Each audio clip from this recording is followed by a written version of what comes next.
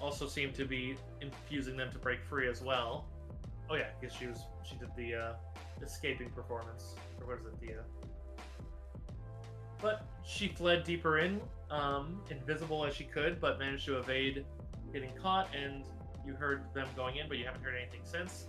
You also found that there was a Magrim totem beneath the shrine. That when you knocked the defaced Pharasma one off it, that didn't belong there anyways, and replaced it with the still relatively unmarred Magrim one, and then he hammered it into place. And as soon as he finished hammering it into place, all the zombies in this room died, and you saw a flash of light come from the pool outside. That seems to be glowing with a blue and white glow, whereas the shrine is now glowing with a black and white glow, which seems to be the colors of Pharasma and Magrim, respectively. Most likely theorizing that the water has regained its power. And showing that Pharasma and Magrim at least have their touch here, if not their attention. Meanwhile, your resident dwarf recorded hearing Magrim's voice and all that. I don't know if he actually said that he was going to say that out loud, but I imagine. And now he suddenly turned to cardboard.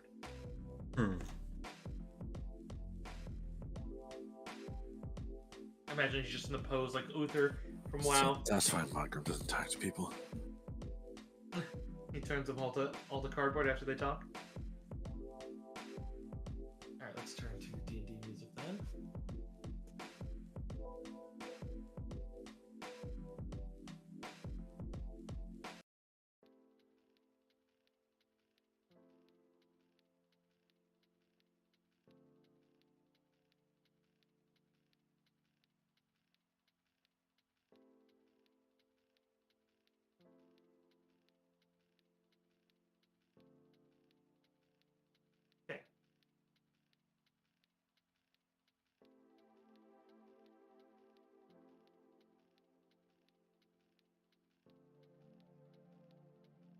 So your guys' time is yours. You can explore as you will. The sepulcher is at your disposal. Potentially alerted to your presence, so caution is severely advised. Yeah, we should probably Could try do to whatever we rush out. can off these people. Could rush out to them, but it has been a couple rounds at this stage, so they're probably a good distance away, and they were invisible when they left, so...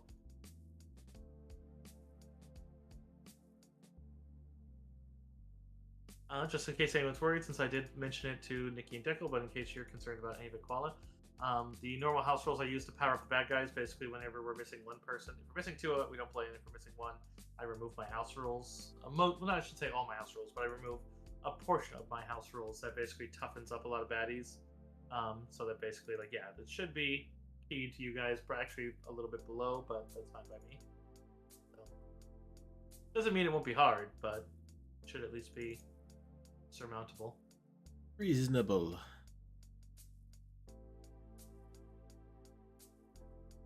Alright, well, I suppose, go deeper in and see what's going on down here. We don't want to check if these guys have anything useful. I mean, yeah.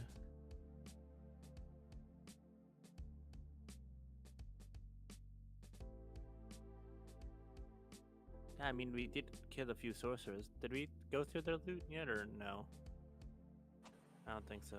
No, I think we didn't. I thought I did, because I remember Crixus saying he was going to bookmark that part of me saying that for the loot, but maybe that might have been the other game. I could go over it again as long as you guys check your loot list and stay honest about that. Yeah, let's take a look, because I don't know. I remember we did it in Star Wars, but... I thought we just ended after they think it was late. Okay. So each of the fallen cart... Oh yeah, because the other one got away too. So each of the fallen cart cultists are equipped similar to the one on this page. So each of them would have a spell book that contains some level 1 spells, like the same spell books like you saw on the ones that you got before, as well as all level 0 spells for wizards. They have thieves' tools, brass funerary masks worth 50 gold each, They each are carrying 3 onyx that are worth 10 gold. Oh no, excuse me, 20 gold each. And each of them is carrying 8 gold, so 24 gold total between the ones that killed. Each of them has onyx. What was the onyx? 3. Each of them carries 3 onyx, and each onyx is worth 20 gold. 9 total. Correct. And then each of them has a spell component pouch. You would find, you know, I'll change it up, so I'll say between them. I'll just multiply it for you. Those have been consumed. You would find a dose, or 3 doses of oil of Taggart between all 3. 3 daggers. 15 darts. 3 kukris, masterwork. And then they all have magical cloaks that would need to be identified. Yeah, don't have time for that, probably. No, probably not. And the zombies aren't wearing anything. Okay.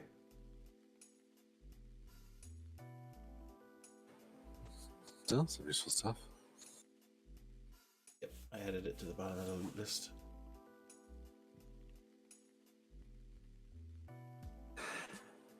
I guess deeper in we go. Yep.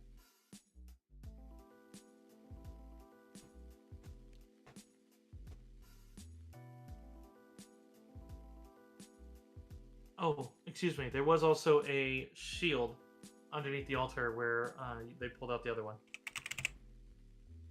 Okay. Oh. Shield is also magical. Let me double check what it is. It has the image of a phoenix and whippoorwills taking flight. Makes sense.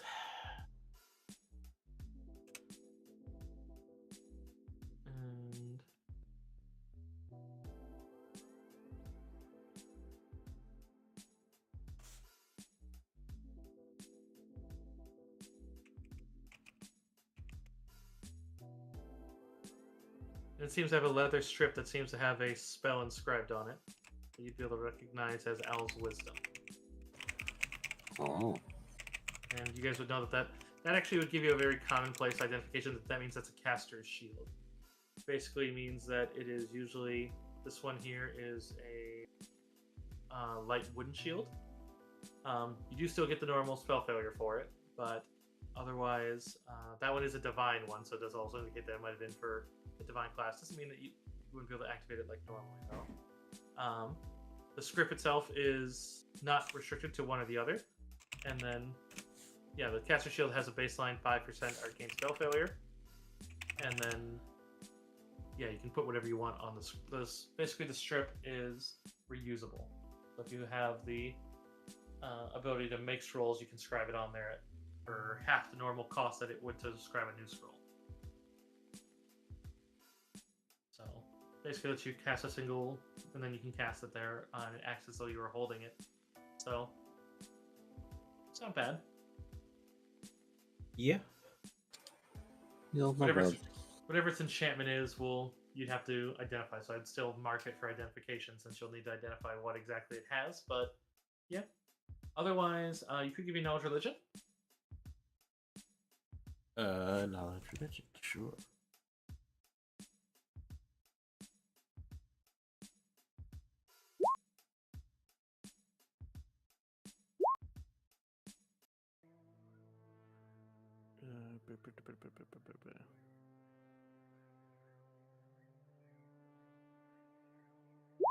That'll get more than a 30.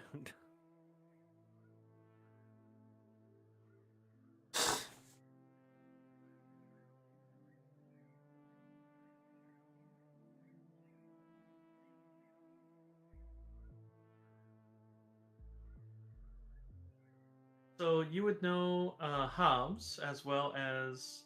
So Hobbs, you would first recognize that, and then I do see yours too, Griard, but we're starting with Hobbs as the... Dev, you're not certain. Apart from Dev, you know that, yeah, whippoorwills are a sign of Pharasma. Uh-huh.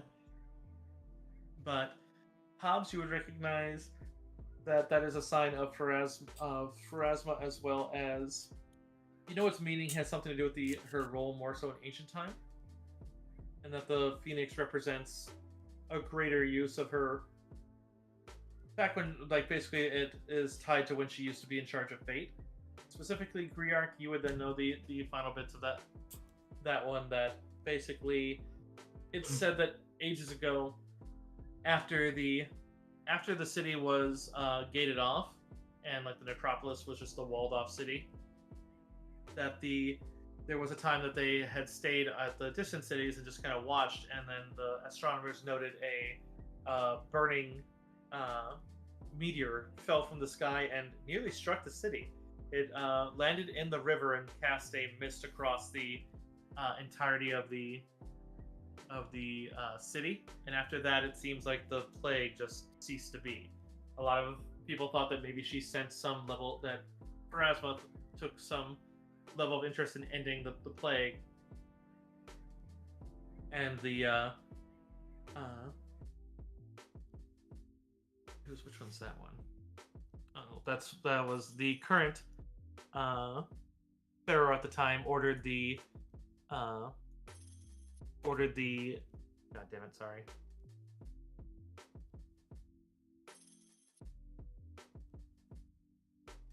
I apologize. The current order of the Pharasmans decreed that it was a divine omen, and so had the meteor excavated, and it was actually turned into a capstone. But it was thought that basically there were also signs of phoenixes in the dunes, and so people took it as basically Pharasma was seen as, when she altered fate, it's seen as a phoenix because she's basically preventing life or reborning somebody, and in some cases even undoing fate or fucking with time to a degree that then some people seem to come back to life, to the point that, and that was before the Lost Omens began. And so that was always seen as a level of or like her symbol for that kind of behavior was a phoenix. And so you're also aware that the capstone was seen as, it's called Pharasma's Needle. It's actually in the necropolis. It's basically seen as a area that's said to basically be visited as people enter to try to avoid undeath. In your course of coming back and forth, it is noted that no undead walk near the needle. You did walk by where it is. But basically the capstone is a black meteor stone.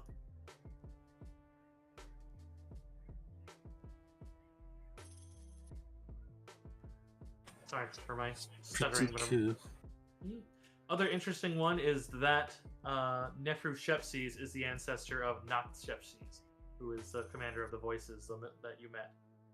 The militant head.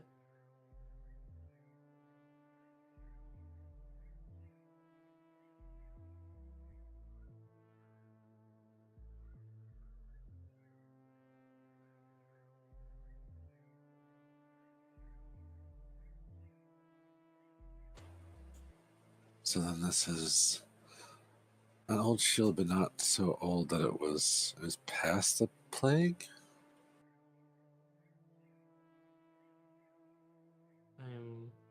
Sorry, what? Well, it's like it's old. Yeah, It's old, but it's past the plague, yes. yeah. It's not as old as the necropolis, or it shouldn't. Basically, it shouldn't be in here. Probably. There's the chance that the reason why it's here is probably when that belief took hold. She did have the phoenix attributed to her, but it wasn't very prominent around here. Gotcha. I am so sorry I butchered all that, but I was busy reading and trying to like not overread. Oh.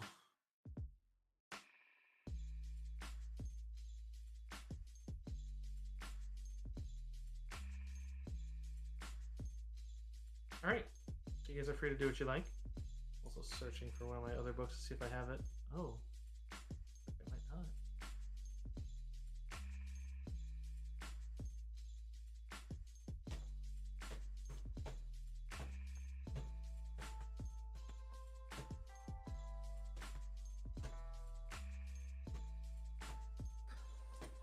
I guess we venture further in. Yeah. They're not gonna stop themselves. probably already have a real big head start on us, so hope for the best. I mean, they were here for days, so they do have a big head start, yes. Alrighty.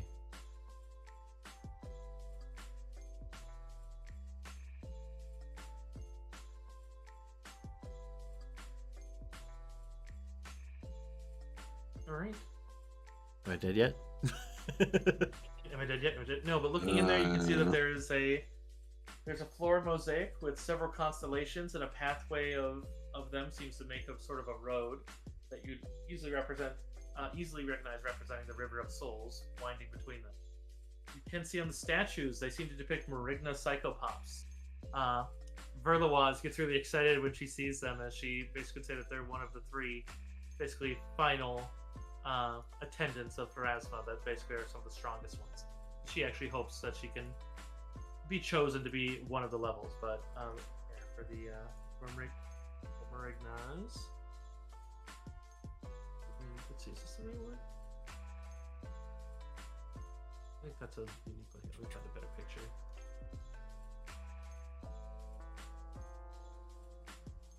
I'll put it in the channel for you. Hoping to get that promotion, huh? Oh, that is the right one.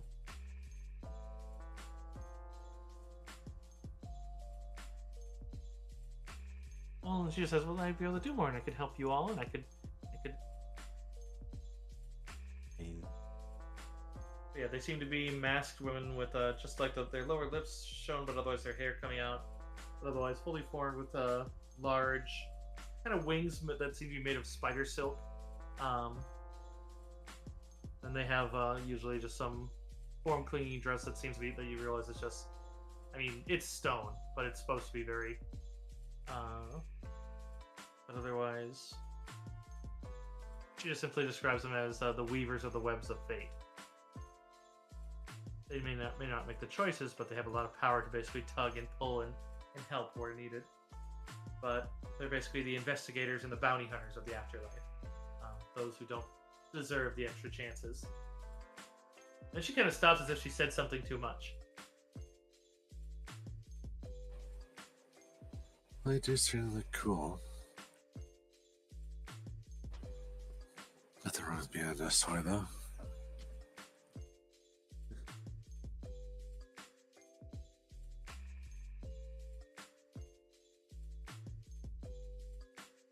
If that's But what you you see aspire. both of these statues seem to have an arm outstretched towards each of the doors they're near, as if welcoming you inside or greeting you. It's a very ornate room. Otherwise, just kind of hops back and forth and just kind of happily on. We'll say that she flutters over to, I think, Hobbs's shoulder, and just kind of like they're actually supposed to be very nice, even though they're usually very brisk. But at the same time, you're supposed to be always like polite, and like it said, you should always like say hi and notice them and like, okay, I need to stop. I was gonna say we should because we don't have our dwarf, but Alright. Dev, as you go to pass, there's a bit of a cracking noise from the ceiling, as it just as it seems that there is a massive amount of debris that suddenly goes to fall from the ceiling in your direction. Treat it as an attack roll on the 10-foot square in front of the statue. Okay. This is right as you step into this square. Okay. Don't mind backing up a touch. Change that to we'll go red. The good old rocks fall, everyone dies. Chris gonna hear about this. Damn it! I was like 5 feet away from there.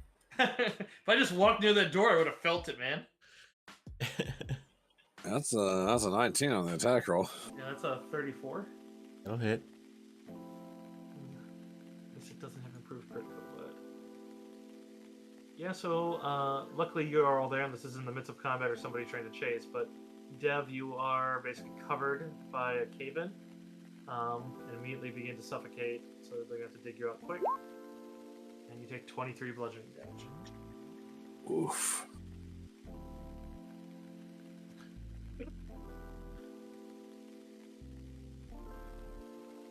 Shit. Yeah, Grook's gonna run up there and start trying to move rocks and shit, I guess.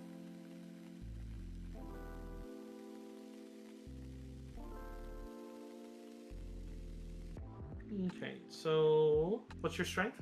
Actually, between all three of you, I'd imagine.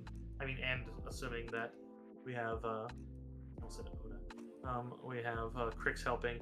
I'd imagine you can actually remove it. Because it basically, the rolling is basically remove an amount of rubble equal to 5 times your heavy load in a minute. And even then, I think you have more than a 10 con, Dev. Yeah. Yeah, so that'd be a minute of holding your breath. So even one person could probably remove it. And using any digging tools doubles the amount. But it definitely seems like it's a lot. It's literally 2,000 pounds of fallen rubble, and it does. Jesus. Does block your path to the door to the north, but luckily there's a second door. Ow. Which may also have the same thing. Yeah, just Verlawaz is like, they trapped it. Or wait, did they trap it? And then she kind of looks at the rubble and looks up and or did we trap it? Oh my God. Ow. Say like, man, He's you Are you killed. okay? you want to see if maybe she can help? Maybe she can help. You know, that pool glowed. Yeah, I suppose.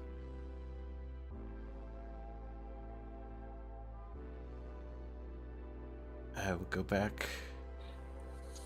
Help Dev back. So probably not feeling great. As you go back to the pool, and if you go to inspect it, you can see that it seems to give a warm and even kind of like ambient little like wisps of bluish white light just seem to sometimes come off of it. Like even with a glance, seeing what you guys add for religion, you'd be able to easily recognize that's very potently charged holy water. It does look like it, which can sometimes yield other effects, but basically on the same power level, you'd recognize its caster level is similar to Waters of Lamashtu. Yet it doesn't seem to have a good nor evil aura. But it does seem like a very soothing one. Alright. I would take a drink. Yeah. You get a sense of as much as you're drinking as if something is being emptied. Not as if anything was taken from you, but moreover, like there's only so much like there's only so much dessert to eat. But you get the sense that yours is run out, but yeah. First time you drink from it, basically out of character, it only affects each character once, but it will mend all of your wounds. That's refreshing.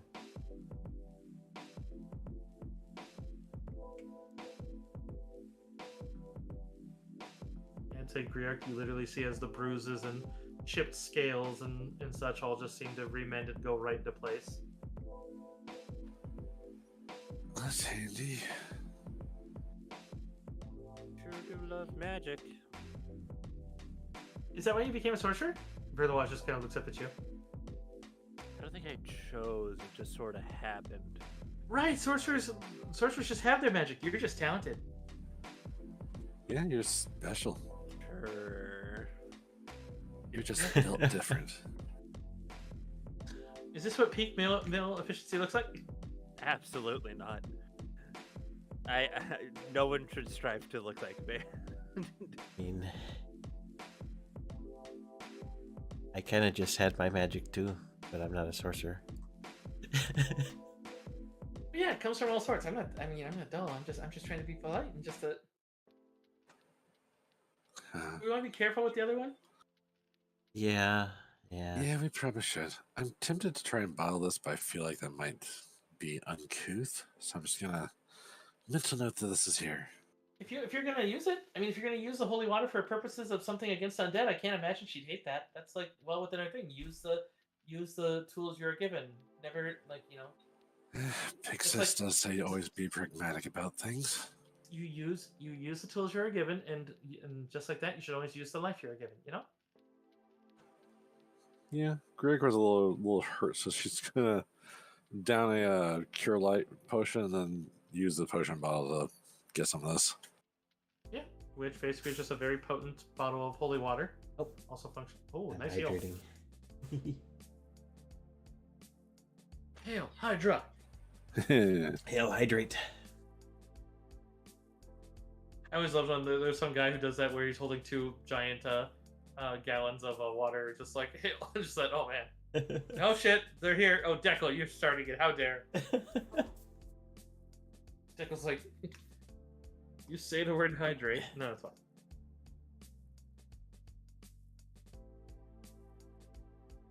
All right, I'm going to check this door, see what's going on with this Perception. door. Yes.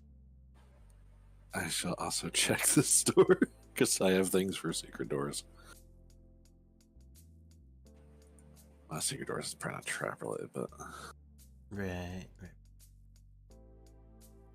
The secret roll the door one. is a door full of rocks above you. I mean, yeah, technically that is a secret door, isn't it? Yeah, so what it is, you'd realize that it seems to be, it looks like it's a very rudimentary system, and it actually is a physical system. It's not divine in any way, but it does involve those statues. It seems that there is a bit of a circuit, as well as it basically detects if you complete the circuit when it's, and not add basically any level of resistance to some very level ancient, basically clay pot batteries that seem to be just beneath and around the walls and beneath the statue. Basically, if that circuit is completed, it does nothing. And if you don't do it, then it triggers something in the ceiling, which you realize is the collapse. In order to complete the circuit, you basically have to clasp the hand of the statue as you step by.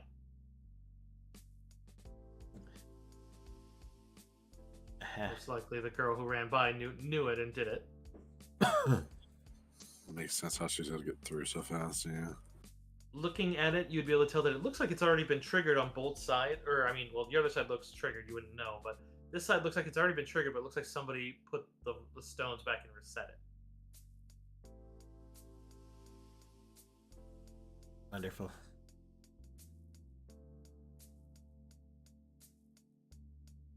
Okay, well, I guess we can get by. Just hold the thing's hand when you step in. Like I said, you have to say hi to the. You should always say hi to our Marigna. It's like, it's just polite. Because then when they find you, they know. Then if they ever find you in the afterlife, you know that they're there as a friend. Right. Like even if you're doing bad and they're there to get you, they're gonna be sorry they're doing it. Let's see. Char, you might just have to jump over. Yeah, it's only about stepping. It is an actual touch one, so. You never taught Char to shake? I mean, not while he's walking. I'd say Sarik's like, I got you, Riark. And just goes, or I mean, not Riark, Dev. I got you, Dev. And goes to just pick up Char, like the whole, like the pictures of people picking up big Malamutes. Well, I'm impressed because he's getting very big. I imagine that's like it, like that's why I said like a big Malamute. I.e., next level, he's large. I'm aware. Nice. As he just like puts him up over his shoulder and then extends a hand out to grab the Morgna as he passes by with you.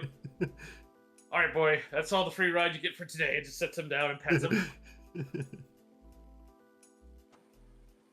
Kirk will, like, very daintily take the hand. Like, okay, hi, bye. Okay, You can all go in this area. In combat, it's the only time you all have to be in your own squares. Armstrong Gotcha. handshake. all right. Oh, the whole like the two muscular guys doing that with like the Yeah. stars in their eyes. Like, hell yeah! 100%. All right, I guess we need to open this door. Maybe check the door for traps. Yeah, I'll look. I'm not as good at this as Look some away. people.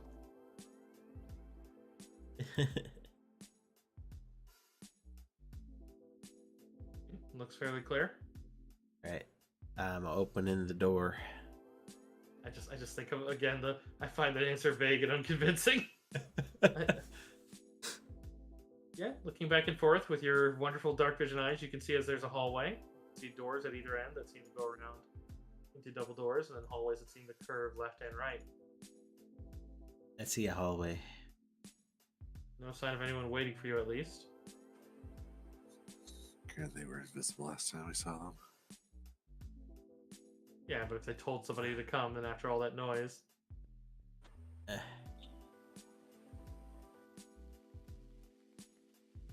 Damn it. What's damn it? I can't select my token at the moment.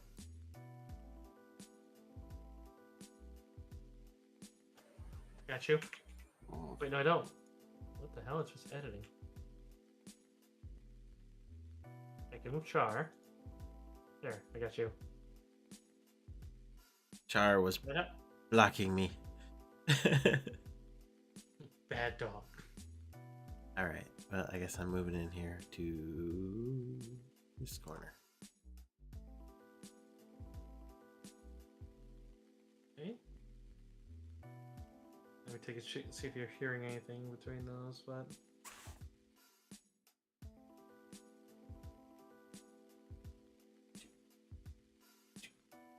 All right. So you can see that there's another double door at the far side, and another door right there. I have discovered more hallway. We should name this hallway after you then. And then Further was giggles. Yes. Dev Bend.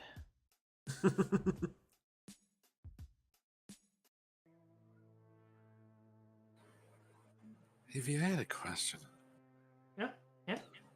So, like, you've got that mask, and then Quasi had like an owl's head thing. Like, what like determines the mask? Usually about who you are in life. Ah, gotcha.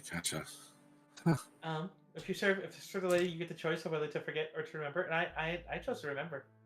I remember walking on legs and being human, and well, not human humanoid, but yeah.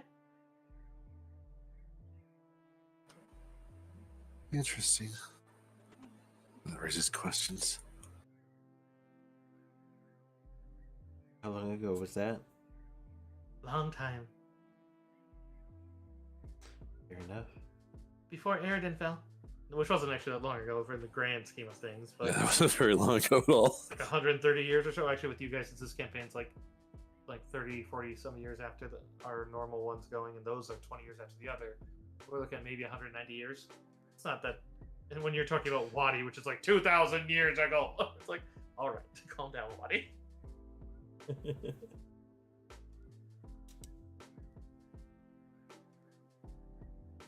Back when the Drow were just elves. Oh no, that was Starfall. That was like a while ago. That was like nearly. That was between 9,000 and 10,000 years ago. Yeah. Wait, you know about that? A lot of people don't know about that. Drow are not usually allowed above ground. I know people. Yeah, we're from Haven. Right.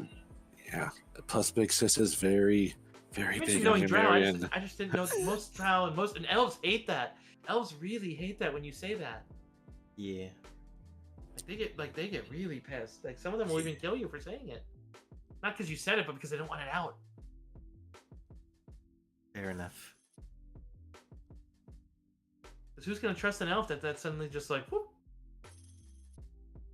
I'm now evil. I'm here to kill you. Well, not that all Drow are evil, but like that's how people see it, you know? Like, oh. Yes, well, maybe they need to Yeah. change their perceptions. Anywho. Actually, at this stage, I imagine Second Darkness might have occurred, at which point maybe the Drow aren't barred, but you know, if we are 190 years, because Second Darkness does take place. Actually, I know exactly when Second Darkness takes place in our canon, even though we haven't played it. Fair enough.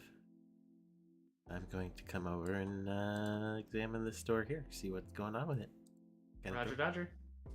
Yeah, nothing down the hall other than if you look, as you look down, you can see it just gives a gentle curve to the left further down there. Yep, I yep. should probably measure these and see if that's actually as far as you can see, but you know, it's great.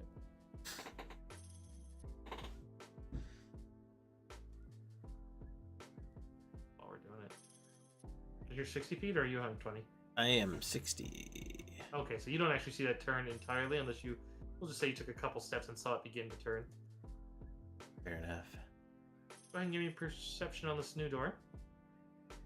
This new divide. As you cross this new divide. Wonderful. Raise Chester. So that quality would give you some snark for making that pun. You hear and see absolutely nothing out of order. Just seems to be a large, like the others, brass door. Fair enough. Big brass door. Let's open it up. If you want to pull it open, you can. It's heavier like the ones out there, but since you're not in any distress, I'm not going to make you roll. But it does take about the same amount of strength. Okay. So it opens out to you. So as such, we'll open. That's the measure tool, not the open tool. So It's okay. I strong kobold. I suppose you could actually look left and right. So we'll go up to about 60 feet. But you see, and they look a little more strewn in the map, but they're not quite as strewn. But this one seems to have little plinths that have sarcophagi and mummified creatures of every shape and size that seem to fill this chamber. There are detailed murals and carvings on the wall depicting a wide variety of beasts from the surrounding area and far beyond. It seems that quite a few of them you'd see as there are ones for draft animals, quarry from hunts, beloved pets. There's quite a few cats on little stands like the little one you found as you were in one of the tombs you went in. Right. The largest one seems to be at the far end. In this case, that's down here. So right here near where you're opening it, there's a massive, huge size, but fully mummified elephant that seems to be stood up on stands. But it seems like, yeah, the compulse has not... Oh, no, okay, wait. My apologies. Looks like it is on the... I'll just open it because, nothing's jumping out at you. At the very far end, you can see the elephant. It seems to curve to the left. I see. None of them seem to be moving. None seem risen. You do see a couple more magical beast-looking beasts that look like they're the quarry from hunts on the south side that look like they're in... Most are in sarcophagi that look vaguely like them. Uh-huh. Like artifact-looking ones, but some hang open. Actually, most hang open as if they've been cracked open to be checked on. Creepy room. Seems to be the Pharaoh's bestiary, or whoever this place is for. Yeah, you see, there's a titling on the right wall that just says the Hall of Immortal Beasts, but it seems like none of them is being risen by the Couples. Or if they are, they're playing dead very well. Alrighty. Well, unless anybody wants to really check out mummified animals. Not especially at the moment, no. Okay. Maybe later. I'm gonna come up here and take a peek at this one. Okay. That one does have a Ancient Osiren label. You speak that, right? I do, yes. Seems to be labeled as the Catalog of Knights. Catalog of Knights. Like warriors? No, like night, like day and night. And even then, if you read that aloud, the only thing Grilla was, she's like, in the boneyard we keep a catalog of last days. Interesting. Well, I guess we should take a look. Yeah. Okay. You're going to give me a perception on this door, I suppose. Perceive. It's all perceptions. Looks fine. I perceive that I will push the door or pull it, whichever way it goes. These ones open outwards, so... yeah, as you pull it open, it seems to be just... there's dark-stained wooden cabinets and shelves and a very prominent mahogany table filling much of a massive library. Seems to be arranged in a bit of a sort of sunburst away from the center. There's again, more hammer and spiral motifs as it looks to be heavy on the Magra and Pharasma motif. But the library is filled with different sections that all seem to have the spines seem to be very flowing one into each other that also seem very indicative to keep them in order. Books themselves seem to be bearing, based on generational, the covers change, but otherwise the materials seem very similar to one another until the new era begins. Otherwise, the table, the mahogany table, looks to be in a not pristine, but a pristine for being preserved position or condition. So, lots of books. They made it look a lot like our catalog actually, but like size for humans. Do you think these would be like people's How death big is your records? catalog? Very big. I mean, because it's everybody. That's where everybody. It's the catalog of whenever anyone dies, like their final death. Fair. Anyone. It's supposed to be only for Pharasma and her chosen attendants. Like, we can go in there, but if we touch a book, we're never like. I hope that if she just sends you into the fountain, but a lot of other psychopaths believe she kills you. But I don't think that's.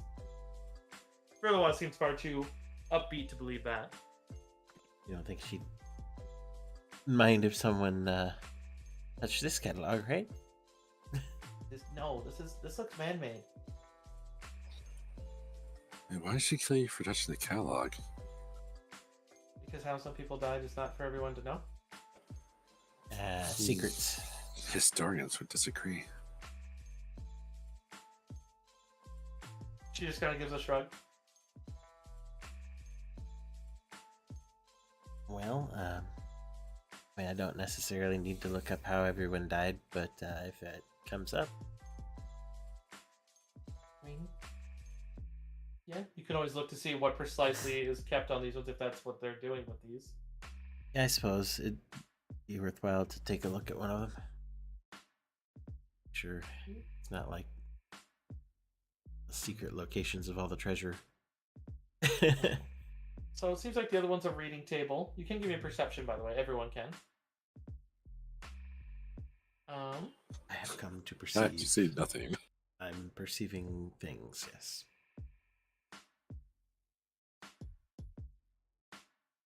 Hobbs, you see above the mahogany table, there seems to be a section of the wall that looks like it might be false.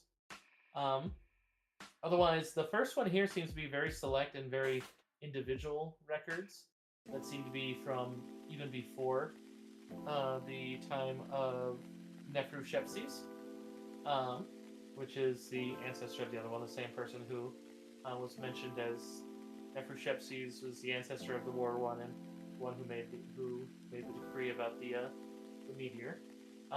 This just seems to be some interesting logs of some old past ones, and everything else does seem to be everybody who died and wanted to see them. They seem to have the books marked for each age, and then basically years they're in as each, and you realize that they're marked by the material and the make of them is made by the person who made the legend, the accounts, and then basically when that writer died, they changed how the book was made. It seems very intentional.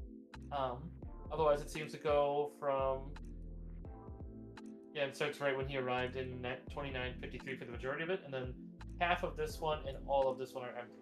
It's clear they planned for more, but they ran out. But there are still thousands of deaths recorded here. Fair enough. At least as far as they were able to. Official records.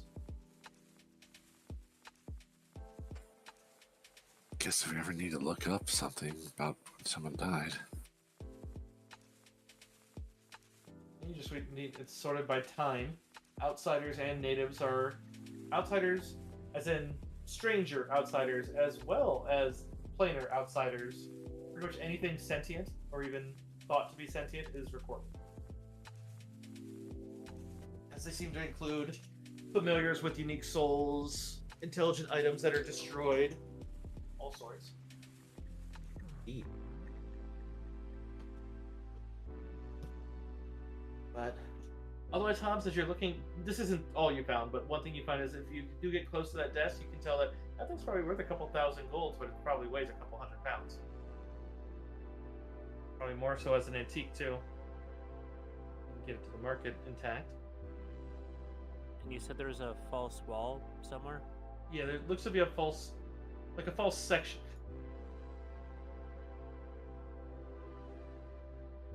Right above the desk. I will point that out to everyone else. Huh. Okay.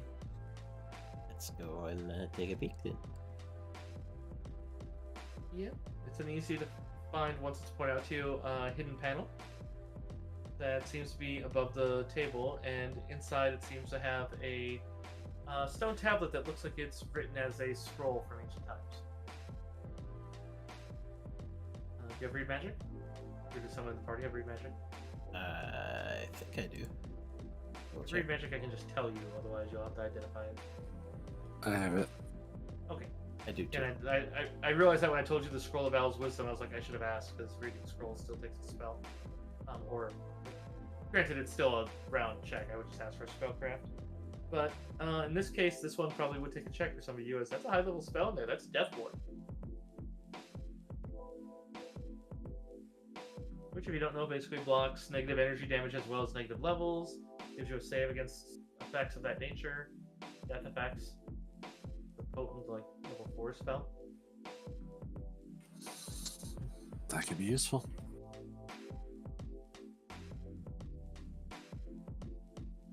Alright, we'll add it to the pile.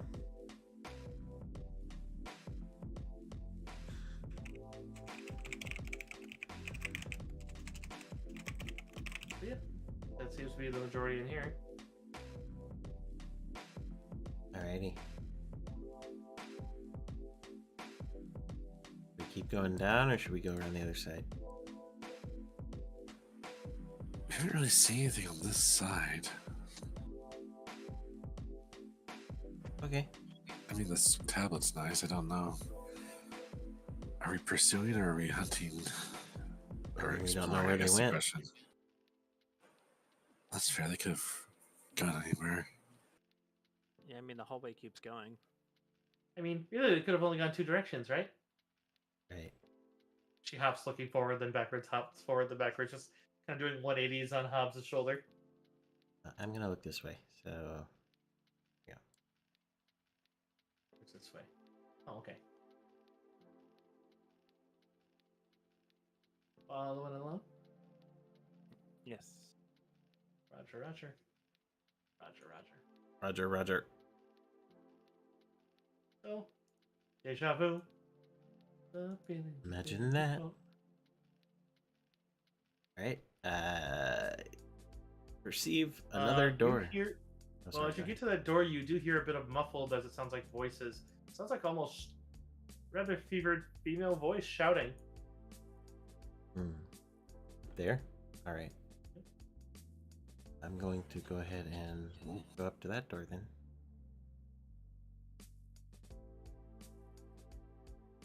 See if I hear anything before I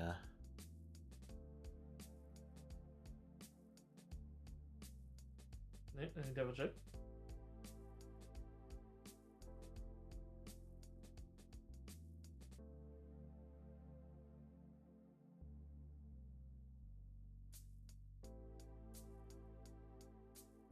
It seems every so often you can hear a little bit of the scream, but it sounds exceptionally muffled. Like almost as if like the other rooms didn't seem to bear any sort of soundproofing, but this one, even looking at the door, seems to be as if like it bears some soundproofing on the other side of it.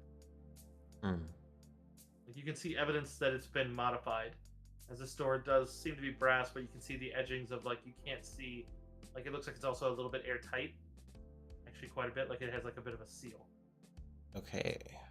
like someone modified it.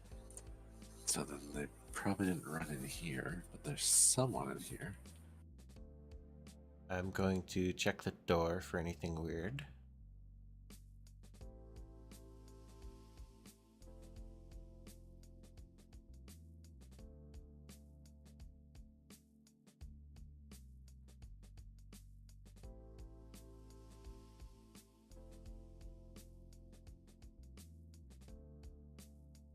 All right.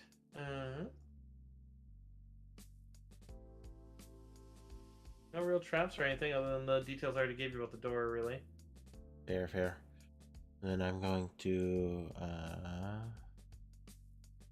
I'm no good at sneaking, so I'm just going to open the door. Let me see how this. So as soon as you open it, you can hear as there is a. Let me see. Get the things here for it. And I just realized I didn't put the tokens in this room, but let me put them up. But as soon as you open it, you see as there's some people moving about until you look and you'd see as they seem to be wearing robes and hoods and masks. But between their armors, you can see as they seem to be, as while their gilded faces look as human as the ones that attacked you, you can see that they look very emaciated to the point that you realize that they're some forms of skeletons. As they seem to be moving about some stuff on the floor as they are, the voice itself just says, "You are so incompetent! I hate you! The living are here! Get them! Stop them! Do something!" It's just this like pleading but angry voice. It seems to be coming from what seems to be a gilded cage that is sitting on what looks like another table. Here, first I'll just open this and I'll populate it. Seems to be a gilded cage with a bit of a loop at the top, and there seems to be a severed head that is screaming profanities and yelling orders in Ancient Osiriani. Is it Ancient Osiriani? Yes. Osiriani. It seems to be a mixture of Ancient Osiriani for the curse words, as well as Osiriani for the standard. But I will put them in here as... And we're going to switch this to battle music too, but here, let me get the tokens first. And then we'll... Here, you guys can roll initiative while I do that. Okay. Roll my... 4. I'm not going to charge you for opening the door since I didn't know you were here. Oh my. Alright then.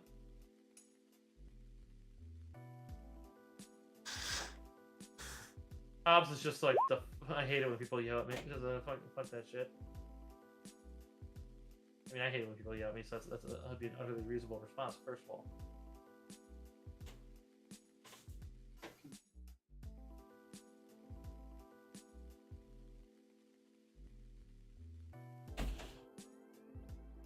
Purchases will load. Would be nice. Damn, Lord. Awesome. This is an awesome looking token. Jesus.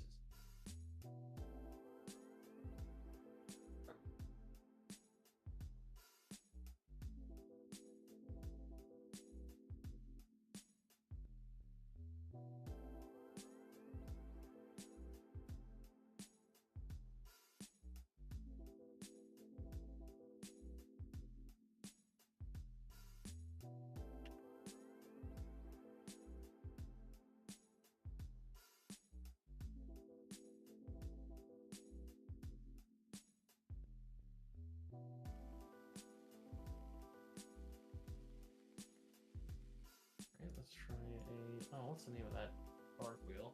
It's not a Verg wheel, but I know it's just a head, so I can use that for a token. I did it before in the other dungeon, so. Alright. Add them to the list. Where did they go? Yeah, it's 2.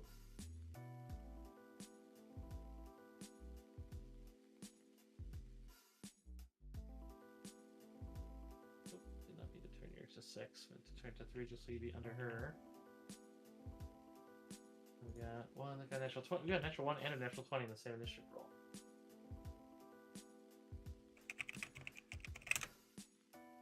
Indeed.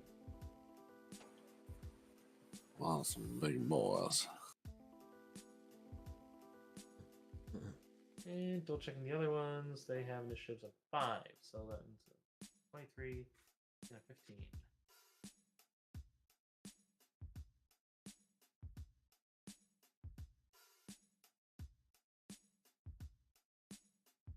Okay, so they're all going first. You were aware of them, so I'm not gonna treat you as flat-footed because it's not. Well, no, because you have an active combat reflex. Do that. If you have combat reflexes, you're not flat-footed, but otherwise they are reacting very quickly. Seems that they're either irritated or very driven as she is, but they definitely seem to react with more candor and spunk than most undead that you faced. So where is the? What's right there? Go to that one up. Go here.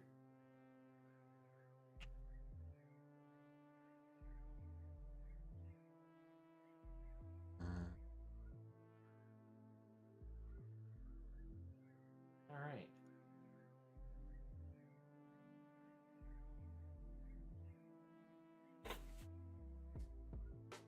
So on to the first one. Do you have combat reflexes, Steph? I do not. Okay, so the first one is going to trigger from you. As he comes out and moves through him and kind of just scrambles out with this like undead supernal speed. As he just kind of moves past his buddy, kind of like reaching down to the ground a bit to steady himself as he just scrambles out. Let's see, what are they wielding? Oh, he looks like he has a rather fine looking Kopesh. Looks like it's masterwork. As he comes out and triggers from you as he moves over here, kind of snarls a otherworldly snarl, and then takes his coat mesh and just gives it a sudden. Actually, at that movement, let me see. 5, 10, 15, 20. Yeah, he'll actually come right here. As he's gonna come here and he's gonna start with you, and he's gonna try to cleave. All right. Well, I have a bad attack, so go ahead. But if you don't have combat reflexes, you don't threaten. Oh, okay. Well, sorry, you said trigger. That's what I meant. That's why I asked. I was just explaining why I asked, so you didn't. Gotcha. Because otherwise, you don't threaten while flat-footed. Yeah, I gotcha. I wouldn't have hit anyway, so. Yeah. All right. So this is going to be a 22 on the flat-footed against you. That's Deb. a tie. So that'll be a miss. So the cleave fails. Next one. Steps up to the next square there. He does also trigger, but then also goes to try to slash as well. He's not going to cleave. He's just going to try to drive in, but he's going to power attack. So his goes down by 1. And he misses.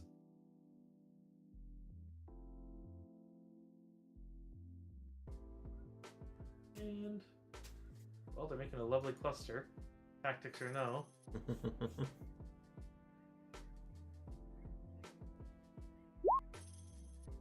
This one attacks normally. 26. That's a hit. Does a 25 hit? Yeah. So for 12 damage, as he does land a crit. Yep. So, Rearc. Well, shit. I guess I'm gonna have to 5 foot back. I guess I'll burn a first level to, as a swift action, put shocking on my weapon, and then I'm just gonna. God, this is not really good against these kind of guys, but I'm just gonna fucking shoot the one north of Dev, I guess. All right, fire away.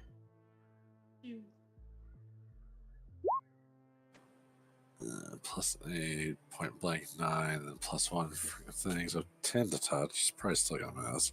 That does miss.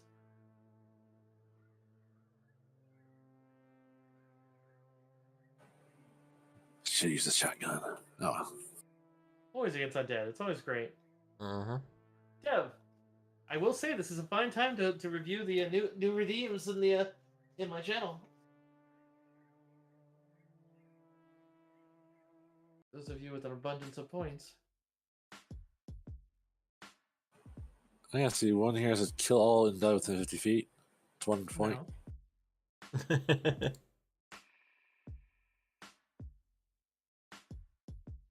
Let's see. I will. Well, let me make sure the player view is actually seeing this. The stream view is a little south.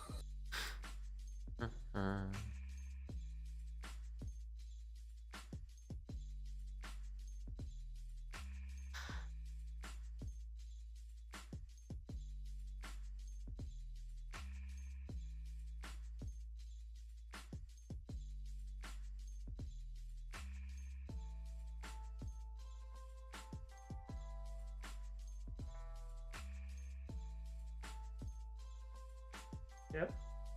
Yes, I'm going to attack the one west of me, and I'm gonna say, "Let's get him, Char." I'm gonna slice. 19. Maybe double check their AC. A miss. Alrighty. Well, Char's gonna try it too. 22. Char hits. Give his trip. Trip time. Char trips him. Yeah, he snaps a few bones as he drags that one down.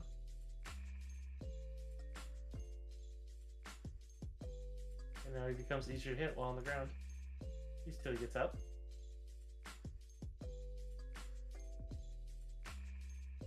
You hear the screeching voice within. That's just the, you fools, you stupid fools! Come and get me! Don't leave me here! It just seems to be this screeching, angry female undead voice. Okay. But that is the...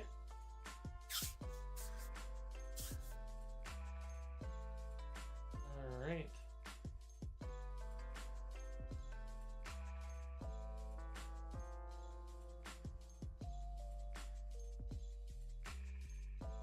Alright. Hobbs, you're up. Alright. Question. You said that, like, one that's prone on the ground makes it easier to hit. Is that with, like... That's not with Melee. range. Yeah. Range, you get the bonus if you're right next to him, but then you do trigger an attack. So Okay, it's yeah.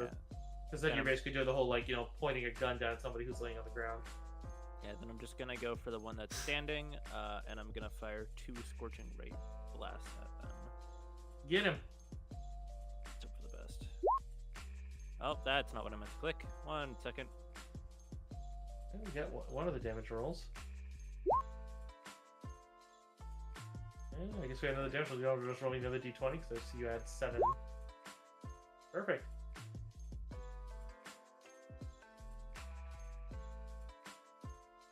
So check their HP. I don't think either is incinerated, but... Oh, wait. I stand corrected. Never mind. No, you managed to... So do you want to shoot that second one at someone else? Because you killed the first one. Oh, really? Yeah. They only have 17 hit points. Then I'll roll at disadvantage, but I'll aim for the one that's on the ground. Because I'll What's on just the roll ground? again. Because if that was your second... Well, don't roll again. That would be your Okay. second attack. Your second attack was a 21. Their touch is a 12. Added 4 is 16. That still hits him. He's down. Sweet. Just incinerate him. Sorry, They're I'm just- used to 5e rolls where it would be disadvantage for ranged attacks against prone creatures. It's just a No, it's penalty. it's just a plus something. In this case, a 4 for being prone, or a minus 4. I do the finger gun and just blow the end off. Alright. Line him up, knock him down. Hit him up, move him out. That was That's it. awesome. Don't feel like moving.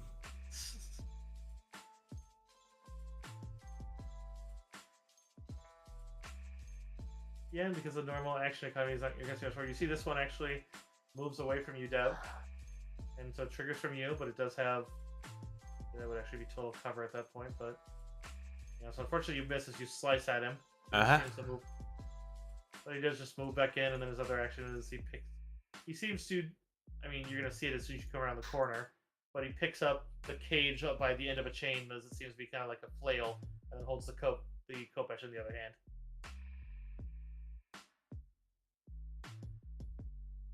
Griak. I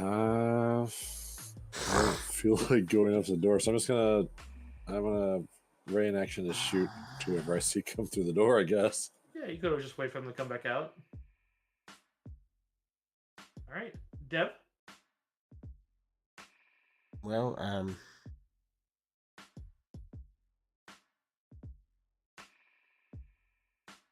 probably gonna mess that up, but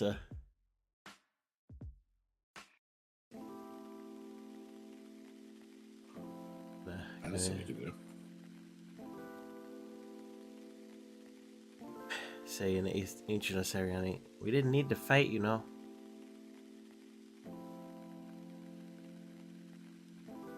I'm gonna ready an action to hit him if he comes at me hastily.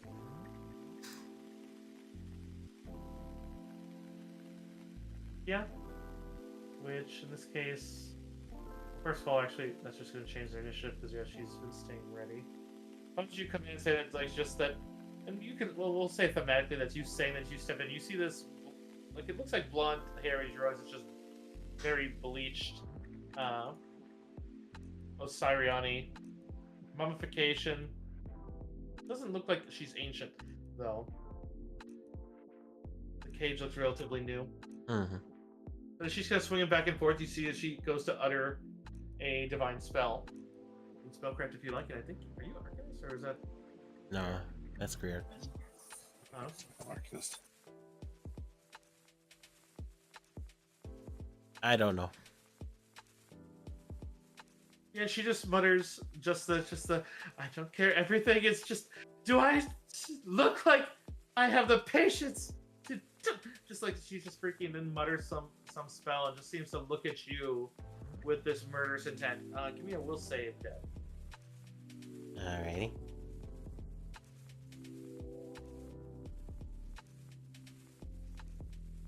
Oh yeah, you would hear in your head just this voice of just like that seems to be just uttering just the kill one of your allies, but you resist it as you realize that she was trying to cast a murderous command on you.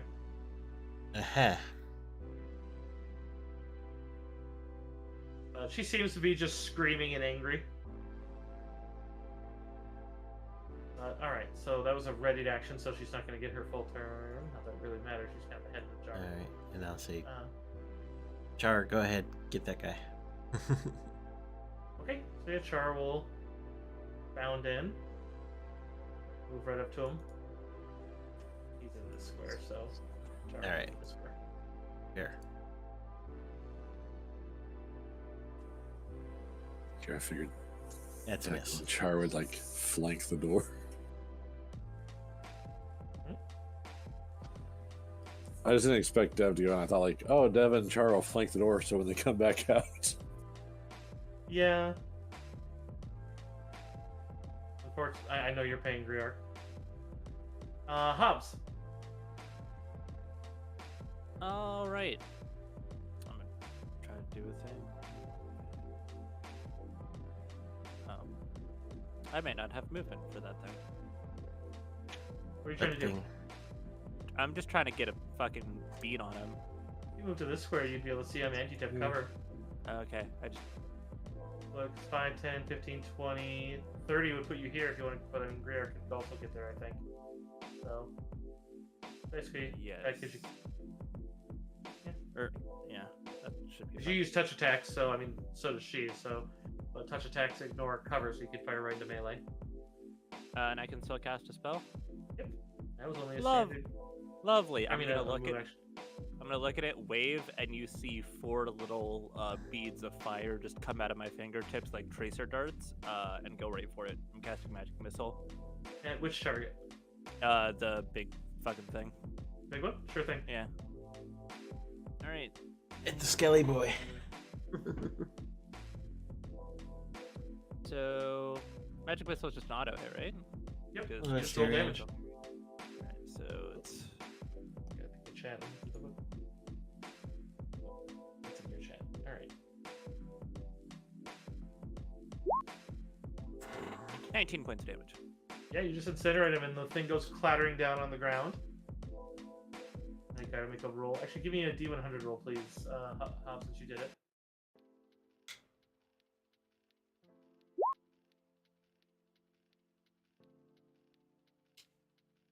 Okay. You can see as she's struggling to try to turn her head to try to see what it goes. She's just cursing and anger. She's just just kind of spitting and looks like she can't quite see all of you from the way it rolled under the table. I would say because of your spellcaster, and your spellcaster, you'd realize that she needs to be able to see you for most targeted effects. Someone get a broom. There's a rat under the table. Still effectively combat, Griark. You don't have to Just continue if you wanna everybody try- went inside. Yeah, Griark's probably just like Everyone ready here. for the shot, and then just everyone runs in. Where did we go? What happened? Still hear her screeching out there, just the curse you all, just the and damn you, you'll feel this someday, I'm sure. Some bastard will do this to you too. She's just cursing, and you can see she's trying to see, but it looks like she might be able to see a couple of you, like she's rolled over enough that she might see Char. So you're aware that she might, and she did just cast a spell without hands, so I mean, there's that too. It's just like a talking head. It's a talking head here. I literally snapshot the picture and didn't post it. Let me put it in the Mummy's Mask for you. This is literally what you're looking at. Amazing mess. So what? Just head? Just ahead. I have a random D and I have Random D in my stream title? Oh god, it is. Let's go, D. Huh? Nothing. My stream title had a typo. Oh. Do you have like a second chat open that I'm not seeing? What? My Like, my sub like- my. I- Oh no, that I'm was a not- DM. That was a DM on Discord. Okay, because I'm like I'm just not seeing some of the messages that you're reading, and I'm like That was a friend from when I worked at Target, and I also do a play-by-post that I'm very behind on posting on, but I'm pretty sure it's my turn. I haven't done that in a bit, and I feel bad.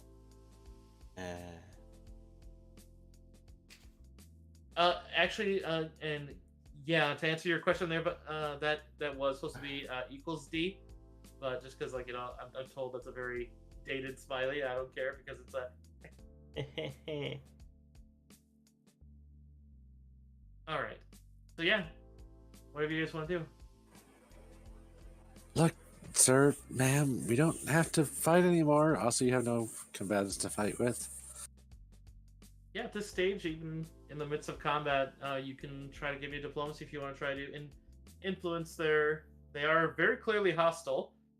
She seems actually fairly eloquent, even in her undead severed head form. But she seems utterly pissed. Look, we didn't do this to you, and whoever did, that's pretty shitty. But can we just talk? Nice roll. Does anyone else want to roll an aid? Treat the best one as the best roll, and I'll have everyone else Yeah. aid. Like, I mean, maybe we can do something about this. It's not really my area yet, but, might be able to get you, I don't know, legs or something. I mean, absolute worst case scenario, like we make sure that you're not trapped underneath of a table for the rest of however long you might be alive, and that sounds like a really shitty Just rest of leave her eternity. here in the Yeah. cage in a soundproof room. Yeah, You feel like shouting for eternity, Yeah, you hoping feel- someone might walk by the door at the time that they can hear you. exactly. You feel like shouting for eternity underneath of a table in an area that might have rats. Like, And you'll I'll be probably good still there. be alive even if they eat all your flesh. Just that. mhm. And you're just one of those screaming skulls out of what was that? Futurama, the Hall of Screaming Skulls. All right, so 31. Let's see how many ranks. Let's see, how many ranks of diplomacy do each of you have? This house rule roll. I have 4 ranks. I only have the one right now. Okay, so that means that Koala's adding 4 to their 8, and you're adding an additional 2 from Briark, so that's 6. So that's a 37. I'm not looking at her stats, so it's like she's hostile, so she's doing 20 plus her charisma, which I don't think is so I will look because she is an oracle. Okay, so that one would keep the house rule, so she's a 22, so she's a 6. Yeah, that's functional. That gets her down to unfriendly at least. Actually, wait, let's see. That was what I say, 36. So that was 20 plus 6 of 26. So that means you beat it by 5. You can move by 2. Dev, do you have, or do any of you have a silver tongue check that allows you to move them 2 degrees? I don't think so. I don't know what that is, so probably I not. do not. No, I don't. I have persuasive. Okay, I that don't think allows it'll be good. rerolls, but no. Yeah. Silver tongue add-ons are basically things like half elves, and I think that it's one of the alternate traits for a prime kobold, but it's basically allows you to, instead of shifting somebody 1 reaction modifier, you can shift them 2. It stacks because like Leah has 4, so literally she can get somebody to go from hostile to friendly.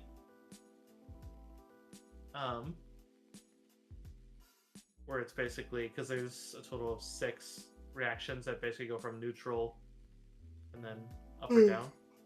Yep. So in this case, you managed to shift her to unfriendly, so she stops screaming and trying to attack you. Wonderful.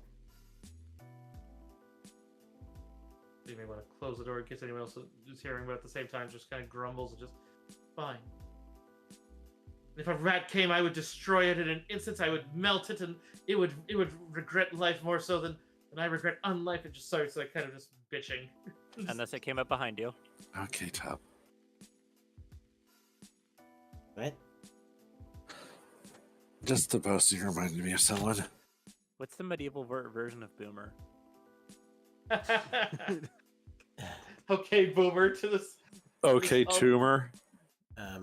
Correct. I'm going to just set this cage back up on the desk. Actually, she has like her teeth, even though you'd recognize an undead that, like, sometimes their teeth and bodies shift in unnatural ways. In her case, her mouth is just filled with fangs. As you realize, she probably has a bite attack, but she doesn't seem to be trying to bite you right now. As you realize that may have been like literally their I mean, out of character. It's literally like you can swing the cage. Yeah, you said he was wielding it like a flail, so. It literally eventually functions as a flail attack with full damage, although he uses the improvised weapon penalty. And then if he lands a hit, she gets a free bite attack, regardless of her actual turn. I gotcha. It doesn't eat an attack opportunity, so it's like. But yeah, she's just kind of glowering. Who precisely are you lot? We are the Indigo Monkeys. Monkeys. We are the champions for the Church of Pharasma to cleanse the current problems going on down here.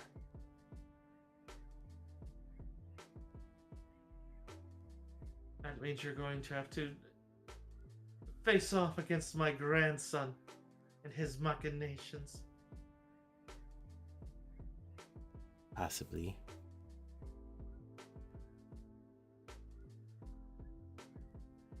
So, what is your grandson trying to do? He's obsessed with some ancient. No, she wouldn't say some. She would be aware. Just one of the ancient pharaohs, the forgotten pharaoh. He seems to be under. Let's see. Peer back. Even before my death, I saw that there was a mask that represented him and would cast a portion of his essence into the wearer, giving them the powers and commands over undead beyond any normal mortal. My grandson Nebta trekked through the deserts of Osiri and Tawati just so he could find the mask after Kefu exiled him just for speaking of his plans. Well, his plans were atrociously horrid. He didn't take me deeper into this place, but I know that my grandson has been animating the undead that don't rise immediately, as they tend to be stronger and better as his undead bodyguards. He also has some thug from his time in Tefu, some mumia-addled idiot. And I know that there's someone that lurks in the shadows that has been corrupting my grandson with horrid, evil magics. Seems to see him as a mentor or a teacher, or maybe a her. But We might have met them. he left some of his bodyguards with me, trying to guard me, saying that this was all. He said that everything since he did this was for my greater good. At least I spent some time making those idiot guards put some of my thoughts onto paper before madness of undeath takes me. Is your Because she seems so grandson sane. Is your grandson the one who did this to you? Yes. I was nearing the end of my life and I was putting my affairs in order, and he kept trying to persuade me to find other means to just live one more day, to not, despite the fact that I have legions of ancestors before me and I could literally hear their songs and celebrations, that I would be joining them soon, and I knew that my time was nigh. And instead, that idiot went on and drunk himself into a stupor, came at me with a knife, ended my life unnaturally, and then brought me back in some nightmarish ritual. And of all the things to bring me back is this torturous, horrendous, painful. She's almost getting into like a combative high as you realize that she is just. And you also hear her just like between her words, you hear her voice echoing as you realize she's spitting oracle curses. If you were in combat, you can feel the unluck radiating around you. Like, she seems to be a decently powerful oracle. Like, she did mention having visions of the mask. Right. I guess it kind of makes sense that you're not enjoying this, yeah. Why did he deprive you of your body? Because it made it more. The whole reason that he said it, that I remember it so vividly, the last moment of my actual life, was that he could not allow my prescience and my advice and knowledge to leave him. It had nothing to do with me and my well-being. It was all because what I know and my talents could serve him. Well, screw him! Let him be damned! Well, Despite it, he could still command me to do so, but outside of his magics, there's nothing, and I am far weaker in this beheaded form, but all the same, outside of his magics, I tell him to, and she starts cursing, and basically something that involves putting a snake in certain private areas in ancient Osirian. Or Osiriani, excuse me. Well, I don't know if there's anything that you can tell us to help us, but in either case, would you prefer to move on to your ancestors, or would you prefer if we found a way to get you reincarnated or something? The only way that I would accept it, another way through it, this... She kind of hisses through her teeth, and just the oblivion holds poor things for me because of what he had me do. It still lies at my soul because he knew that my anger would and she just seems to get angrier and angrier. It's clear she doesn't hide it. It's like a sense motive zero to understand that she's now afraid of death, where she was very happy with it. That she doesn't think that she'll.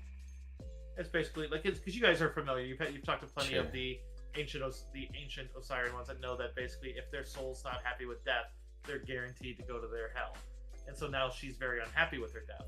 So she knows that her soul's out of balance.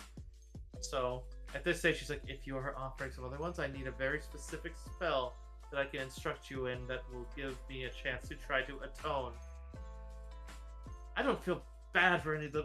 I mean, what I did, that's the problem, but I would need years, and I was maybe a month at the blessing of the grave lady, that at the most that I would have survived without.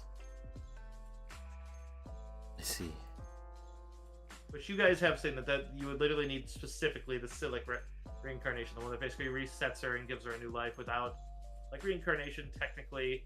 But the problem is, since her time is up, if she does have a reverence for the lifespan, Sarlaac is one of the few ones that actually kind of bypasses and lets you not get slammed with old age anger from. Mm-hmm.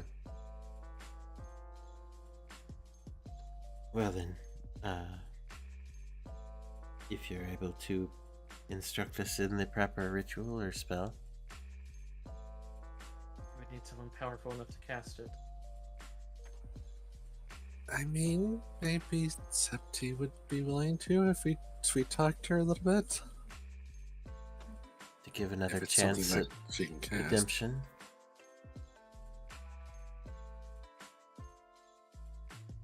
She's helped us with such matters before.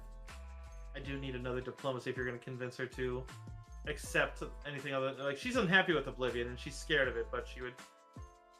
Basically, she puts the other one on the table, but. Sure. 31. If the other two want to aid, if you want to, you don't have to, but this is what. Annoyed Fringriarch. Technically a 7. Let me try. I don't know. She threatened you, right? Yeah, so I said technically a 7. It's technically a 7. Yeah. Griarch's just like, Nope. This is a bitch. That's still- over that's still 10. an 8. Yeah, you can't fail. So Hobbs does. okay. That's a 4. So 35, and she's unhelpful. So this would be, and this would be, yeah, unhelpful. So, yeah. She pauses. She's like, if you're offering me this, then I can tolerate this as long as you understand that I am going to be angry and spitting and unpleasant. I But until that day comes that I could potentially see fit to assist, I'm not going to become any pleasanter. And if you slight me or harm me in this form, then I will turn my. She starts going into a few sideways threats, but basically this does allow you, and it gives me the stats for doing so. You may at this point utilize her, as she basically agrees to go with you. In that case, one of you may wield her, and she is basically a living. She's not an intelligent weapon; she's a living weapon.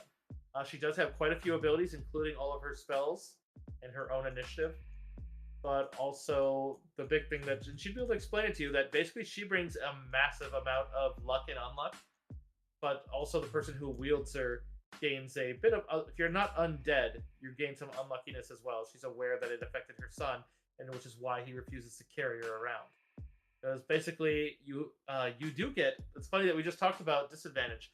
Because her effect is basically anyone who is within 30 feet of her at all. Oh yeah, I forgot to do that for the attack rolls. You guys were within 30 feet. Ah, shit. It's fine. But if you're within 30 feet of her, any living creature must roll twice on attack rolls, saving throws, and skill checks, and take the worst result. And then the will save part of it. That's why, because I secretly did that. Okay, no, I did handle that. Otherwise, then she also has quite a few oracle ones. She'd be able to explain that her oracle revelations are very strong. I.e., she has ones that, like, basically anytime she can use them. Basically, she gains more based on how many uses she gets. So, like, the ones that can only be used once, she can do twice. So, like, she has the fortune and misfortune. And so, basically, which she was going to do it on the guy, but she was going to do it on you guys attacking her wielder because she has to see you. Her, like, normally you don't have to, you just have to be aware that they're there. She has to see you because all of hers are based through her ability to see. And so, if she's ever blinded, she loses all of her ability in spellcasting, which is terrible. But, because it's basically this glow within her eyes that's not the Cobb pulse. But the other thing is, because I love that Hobbs used the magic missile. Because she was going to be like, oh, you fucker, roll twice on any attack roll you did. No. Nice. And then you're just like, magic missile, and it's like, has nothing for that. Roll twice. No. But otherwise, yeah, if she does manage to land a bite, they have to make a will save or get permanently cursed. It can be removed like any curse, but if the curse has no duration, that just gives them a -4 to everything that involves a roll. Well then. Man, that must be like the worst when she's eating food and she like bites herself on the cheek and she's like, fuck. Cursed forever. But she has quite a few spells. She is basically caster level 7. So as Oracle, I think that's 3, because that's one of the things the house rule doesn't affect. It doesn't lower their caster levels and shit. Even if they gained it through the house rules, so I never changed that because you guys might have access to more abilities, but that's one of the few. Mainly just their tankiness. But let me double check Oracle. She's normally 6. Or if she's K2, she should be 8. She's a notable NPC. Yeah, so she has access to level 4 and below spells. So I'd have to just select. What would that be? That'd be 4 spells she'd have. No, 3 spells as an Oracle she'd have access to.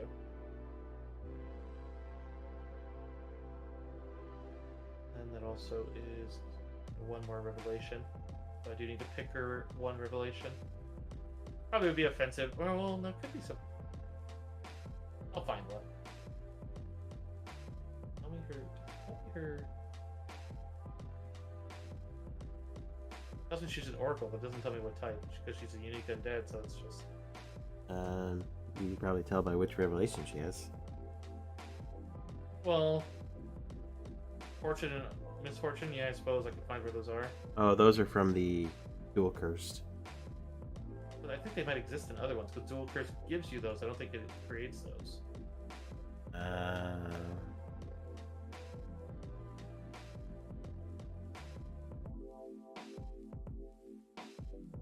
And also, that's not a. No, it does. It does get made fun of. It does get made from those. In her case, she's just really badly cursed, so it's like she's not. I'll find her a new one. Probably Ancestor, because Ancestor makes sense. Yeah. Her bones. But she's not an undead one, and she's all about the.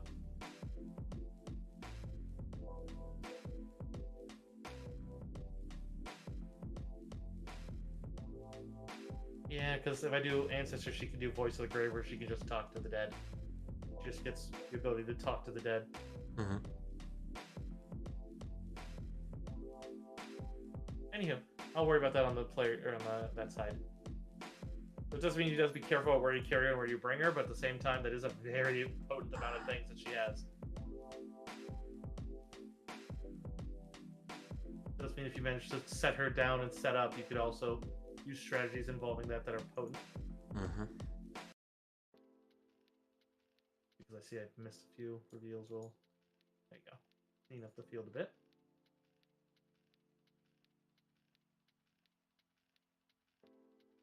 But otherwise, the cage itself is gilded. Looks like it'd probably be worth some money.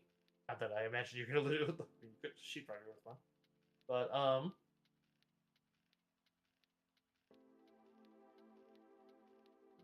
otherwise, any round that you use her as a weapon, she has to make concentration to cast spells. And then while being wielded, she can only be attacked with disarm or sunder maneuvers. She cannot be attacked. People can try, but if they don't realize that condition, she can basically swing her cage and dodge the attack nearly automatically. Since she's otherwise, when she's not carried, she can roll around very clumsily with a speed of 5 feet if she's not beneath or held by another object, which is what the Demon Hunter was. It's basically the table was holding her. Right. Otherwise, this table here seems to be made of cedar, but it looks to be matching the other one and looks to be probably worth a couple thousand. Probably looking there, there doesn't seem to be a hidden hatch there as you look for the same clues. And otherwise, looking across this area, there, sure enough, across her table and on the floor, there seems to be that where one of them was kneeling, seems that they were writing her memoirs and autobiography, as it's over a set of journals of some of the blank books in the area of different types. This area seems to be written in a very similar manner, where they have a section that seems to be mirroring the other, where it seems to be things about the future that ancient Wati was hoping for. And then again, the last two seem to be, well, no, actually, this one's supposed to be full. Excuse me, because like that part's supposed to mirror, but the other one doesn't. As you look through here, this one seems to be the catalog of days. However, this one seems to be, all of them are much smaller books with far more shelves on each, and each of them has a door that is protecting them in little sealed containers. But again, you'd see as they're all written in the same style, and then realize when you do it the one, the scholar would write before someone else was doing it. Except all of these are tracking births, marriages, joyous celebrations, anything that made life better. That basically was measured and marked as they describes the celebration in decent detail, but written very tinily. But then also stretching back almost 2,000 years. And seems to be quite a bit of detail involving the Select family lines. Seems to stretch all the way back to Wati's founding 4,000 years ago. But it looks like they've recently been lined with some kind of like leathery and wooden panels to dampen the sound in this room. It looks like, yeah, probably the asshole basically soundproofed this so he wouldn't have to hear her screaming. At the same time, she needs, like, in order for some of it, she needs to be able to scream curses.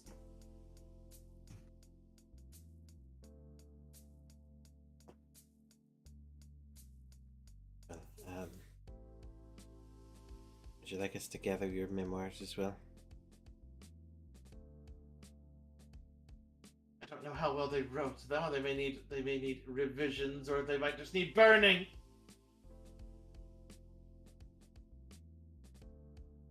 Verlawas is just kind of watching this severed head that was just kind of like a mixed bit of like dread and like, I don't know, I'm not like, obviously she didn't want this. This is like the reason undead suck. Getting turned into one like unwillingly with your mind. It's one thing if you turn into the thing and like it, but she's not saying anything, so I imagine. You're probably like looking at Verlawas, looking at that like, eh. But yes. I just mentioned sorry, go ahead, Declan. I was just gonna say, how many of the books were they like writing in? It says a series of them, so we'll say 8. Enough. She's been talking for a I while. could fit in It's just- my haversack, I guess. Yeah, easily. None of them they were taken from the blanks of the other books, but none of the ones were had anything written in. That she didn't write in any ones that. Gotcha. Otherwise, you would also find her name is Neferiku. Neferiku, and then Neferiku Kufre is their last name, and then her grandson is Nebta Kufre. Okay. I guess I will carry her. Yeah. Luckily, even at Is that wise? Well, I feel like she could help us out here.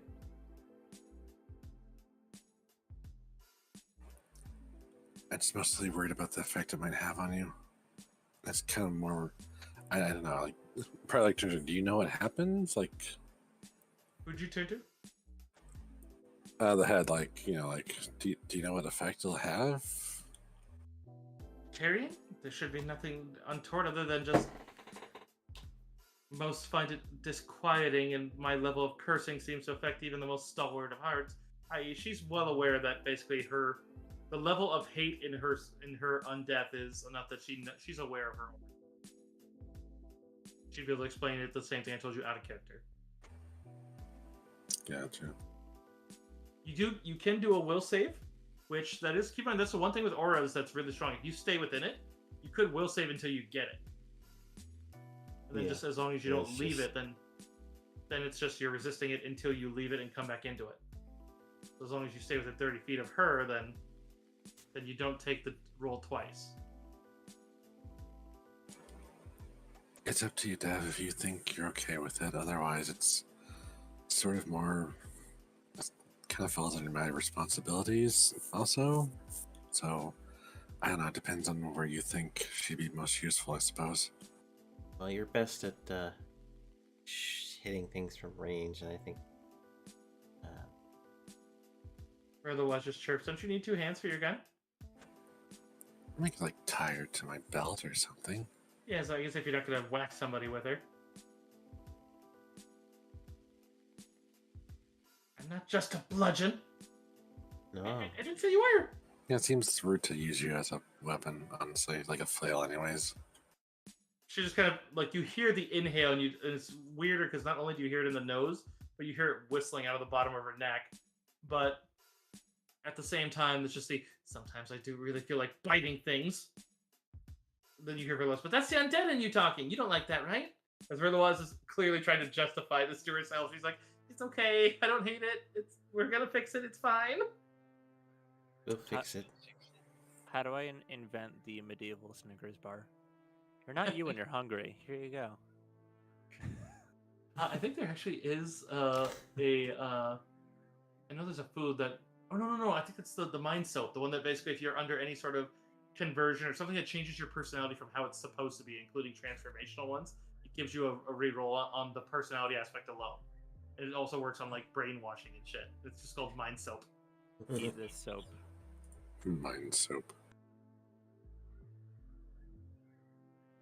Wonderful. It's up to you, and yeah, I know you don't like this for the laws. Sorry. 15 is Oh, hydrating. 15 is hydrating me. Thank you for all the hydrates. 1 second. Get the.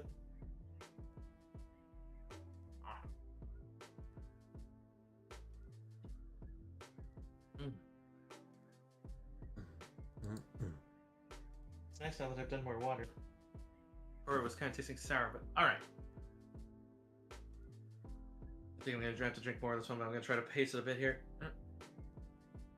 Let's see, that was 5 ounces, so I think that's about 6 of it. Yeah, I'll just finish this one off and then I'll open my second bottle.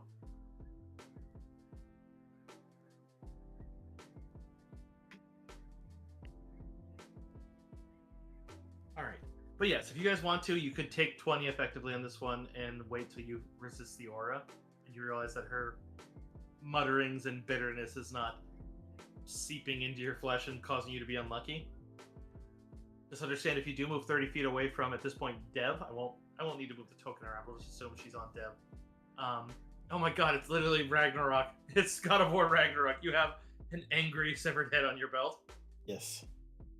But if you do move 30 feet away from Dev and re-enter, you do not become immune for 24 hours upon resisting.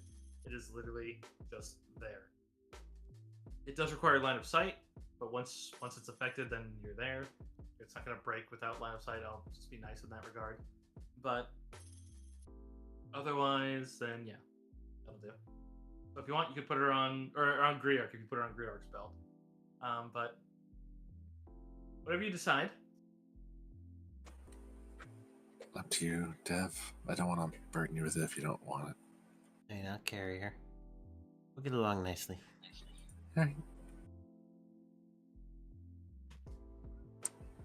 Yeah, I know this is not standard for you, for the Waz. I get it.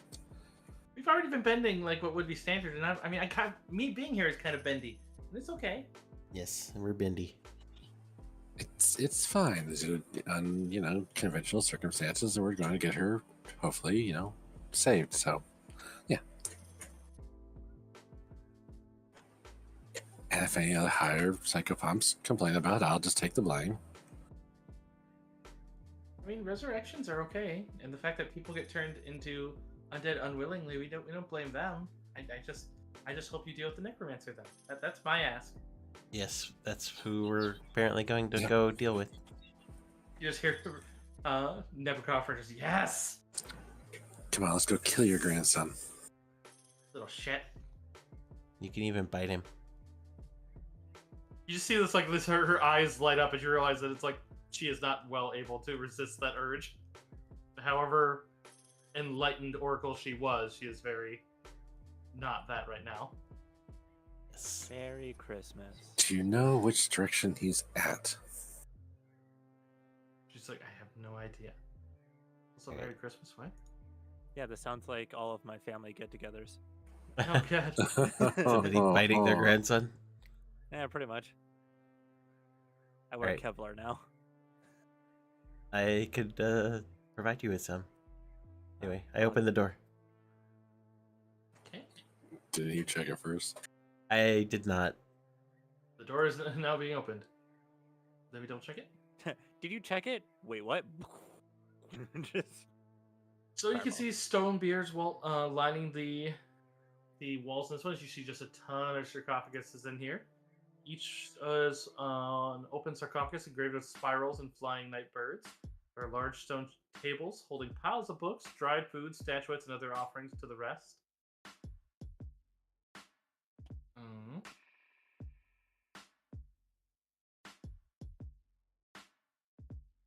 All right. So we'll open it up here as you just see that this one is very, very full. But almost immediately you see that there's a couple within view that are rising out of their sarcophagus as all of them are opened, as looks like they probably weren't meant to be, but someone's pulled off the lids and left them open. Some of them in a bit more disheveled. These ones are like partially open, and you can just hear the scraping and see them pushing their way out as, let's see if I can describe these things. But definitely seems, let's see, 23rd. They have a fairly... Oh! You saw these ones. You saw them in the town where it seems to be those dog-like humans that with like their organs on the outside than the inside that were hunting you and you ran away from. Oh, well. You found out those were Festrogs. They don't have a lot of HP, but they can charge well, and then they have a ton of disease if they manage to either bite you or if they're damaged near you. And then they also they run insanely fast on four feet, which they use when they're not carrying anything in their hands. And then they also leech your HP as they basically feed off of you as they're fighting you. Right. Fun. Just kind of a token for these, otherwise we're going to have to use something else. Okay, do not. We'll have to Ups. Burn. I'm on it. use- That's my secret, Captain. I'm always on fire. That's why everything deserves the burn. Alright, so we will put one there. Doesn't seem to be every single one. Is the ones right near the door seem empty, but so if you want, let's see this. You opening this one, I am going to treat you as kind of opening it as you just kind of open it like what's in here, and then they're reacting. So this will just be initiative. Dev is initiating, so I don't need Dev to roll. Dev, you still have the other part of your turn, so we'll be starting with you rather than you being at the end, but you're only going to have one other action, move action. Char right after you. So word. Oh, I guess I got to react. No, actually, give me a roll just for Char, actually. Because if they have a bad reaction, that could just be them not as fast as everyone else. Mm-hmm.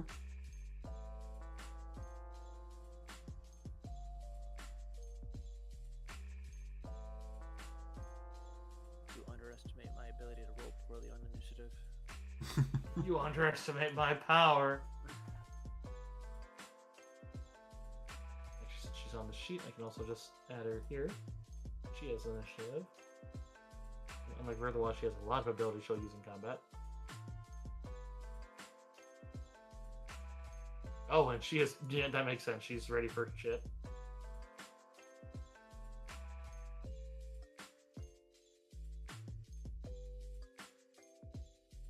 Test frogs, add 1.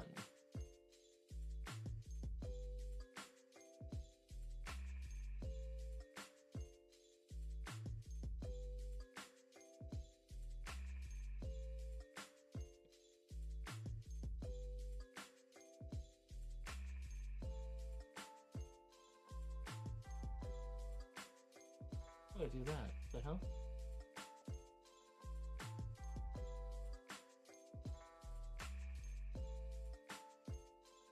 Oh, that's right. I'm just misreading 1 as 2.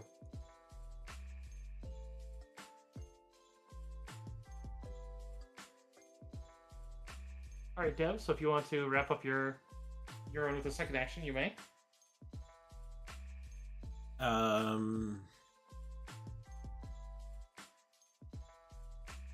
Yeah.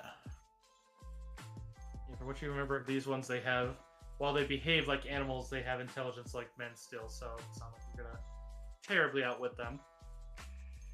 I.e., you know that their int, wisdom, and charisma are all above 10, so they're not as dumb as like zombies. Makes sense.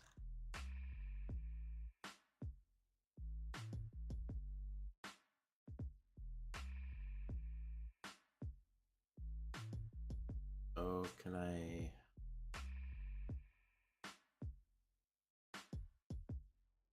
There's one. Charge a cure serious wounds and hold it. Yeah, you can do that. And then if they hit you, they're gonna just pretty much incinerate. Mm-hmm. Alright. So that's gonna be... Yeah, you hear just spitting curses. So it'll be... the username to remember it.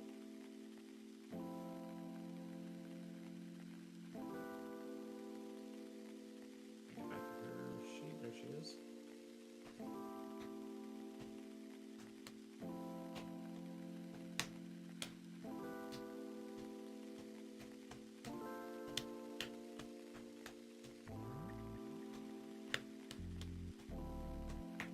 Actually looking at her stuff, she'll just be like, there's very little I can do against these other than try to prevent their sharing of their own filth. Which she just otherwise is still spitting shit. And i.e. everything she has is either a fort save or doesn't affect undead, like Dreadbolt, Hold Person, Inflict, like Bane, Doom, Murderous Command would technically work. Sickening wouldn't, Bleed wouldn't.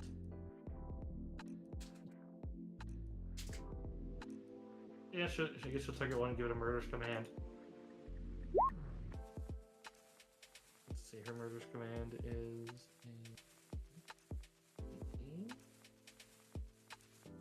yeah. You see as this one here seems to get like just a look in its eyes as it just looks towards the one over here. Rare.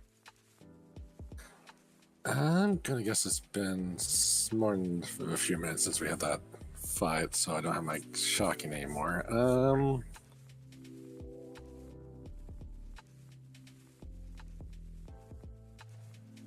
Do I still have a magic missile? Is a question. I don't. This was the one that got murderous command or something? Yes. Alright, so I probably shouldn't shoot it. I mean, it has to do with murderous command regardless of what you do. It's just the... If I kill it, it doesn't. Yeah, then you lose murderous command, yeah. You'll probably get a bunch of insults from the undead. Just gonna move here and I'm gonna ready for if I see another one come Gotcha. into my view, I'm gonna shoot it. What did you order Char to do? Hold back. Yeah, which is going to be this one here, as you're going to see it charge over here. See, they're intelligent, so they do get a chance to sense mode, and they do... Okay, so... Okay, it actually can recognize that he's under control, so it tries to just shove him back.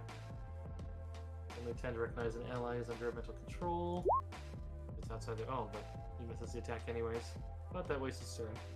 So you do see this special rock. As they come out, they're trailing some of that Ka energy, as if they're just dripping with it. You recognize that it definitely seems to be some sort of, without a roll, I'll say that you can recognize their template, which is not my doing. I remove my template. Hobbs, there's shit to burn. I love that you're fire. I love your plan for the other stuff, but man, this is just so fitting. There's a bunch of undead. Rubs hands. Fire. Hobbs, what's your solution to insert any problem ever here? Well, let me tell you. See, this is my 4-point plan called the 4 Elements, and they're gonna fuck your day. Excuse me, pardon me. Oh, is the door open? Oh, lovely. Oh, excuse me, I'm just gonna stand right here. Hi, Stormy. Fire, lava, magma, and comet. Okay. As you can see, there are other ones in the room. There are other ones in the room. That's amazing. And it was more like 18 hours at the time. Yeah. Would I understand that one of them is charmed?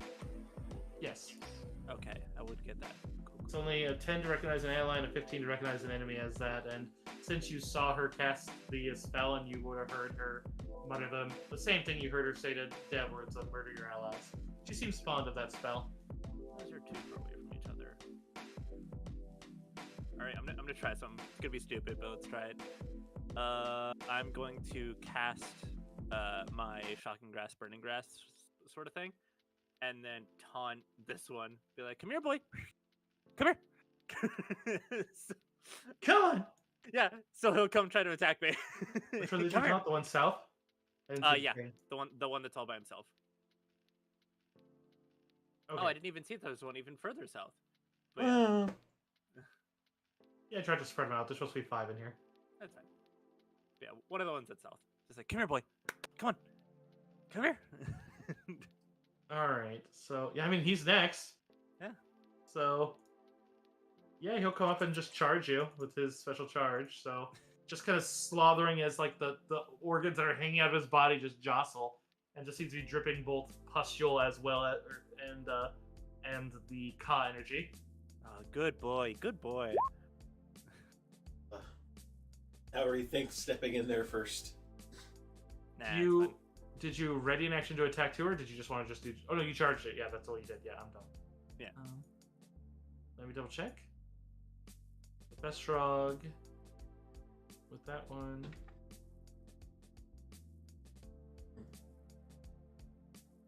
It does make a charge on all 4s, so... Okay, so it's normally a +4. With his template goes to a 5, and then with the charge goes to a 7. That's a 17. That is exactly my armor class. So he misses. Unless you wanted him to hit, at which point you could remove your dex from your own AC, which is basically you trying to get in. That's the only thing you can do to lower your AC. How bad would it be to get hit by one of You these? do get to choose that when they make an attack roll, but you're supposed to do it before I announce, but we'll let it go. If you want him to hit, you can.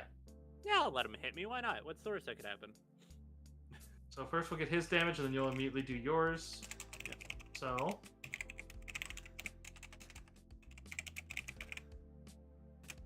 sure enough, as he bites into you, you see the.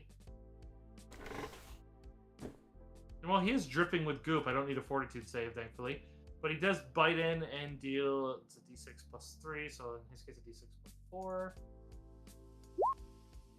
So that's going to be 8 damage, as well as when he swallows that, as he's burning in your, I assume, fire shock and grasp. Yes. It does seem like a bit of negative energy just seems to pulse out of his skin. I.e., you're aware they basically gain either healing or temporary hit points whenever they feed on you. Oh, amazing. Good to know. And then he does get to try a trip on you, but that occurs after your damage. Cool. And is it just like an auto hit? It's just damage? It's an auto hit if you're holding a charge. It Yeah, discharges against the weapon, though, but in his case, he bit you, so. So 26 damage. So he incinerates. He's just gone. No trip. I would just imagine I had my hand out and he just like bit into like the side of my hand. I was like, poor move. Whoosh. Yeah, because even with the temporary hit points, because they gain 5 temporary hit points if they don't. And I'm adding they heal. Normally it's just temporary hit points, and these ones I'm treating it as healing, and then they gain temporary if they're max, which isn't much of a change, honestly, for looks. That's better, but yeah. So he gains that. Well, I was gonna. Can I shout out like, "Hey, they heal if you bite you, so just don't do what I did." All right. Next one on the list. I was close to it. No, I didn't. That's one of the ones up here. Ooh, he also has a pretty straight path. They can climb out without a check, so that's 5, 10. Yeah, this one over here charges you. Plus 7. Natural 1. So trigger, am I ready? Yes.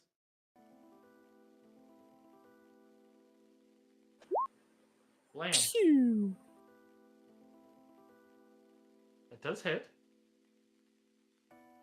Especially with the charge, but he's still up.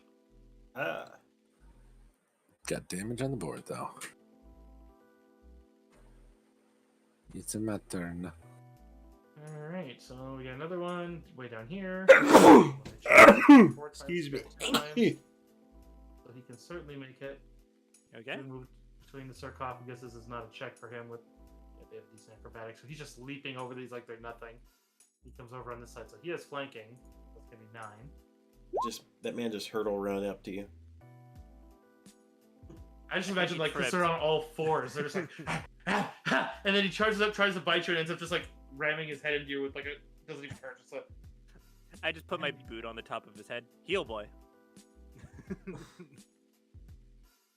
And one last one. That shoves the one that just tried to attack him back a little bit, and then climbs out and comes this way. This one's gonna come over this way. He can't charge, so he can't get that special attack. He's gonna reach through with a claw action, try to grab Dev. Okay, well, he's gonna take a nice, you're serious. It's if he manages to make contact. True. But again, like his, you can negate your own dex and strength in the terms of your CMD. CMD, those are multiplied, so you can reduce it by whatever they add. Otherwise, his grab is currently a 15. Which is your CMD. Can't negate anything else that goes into it. My CMD is at 22. I can't. You're can't. just too weak. I can't let him hit me. Yeah, you're literally not moving and just not resisting. And he's like he grabs on your armor and the claws just slip off. It's like, man, you guys kind of suck. Well, Dev, you have a turn. You have a held charge of something. Indeed. So I'm just going to reach out and touch him.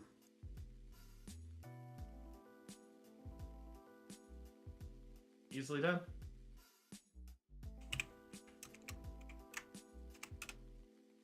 For 21 And positive he utterly energy. vanishes. Yeah, he's just gone. Nothing left of that man. Hey, that's a fun magic trick. We're doing that one. And then I'm going to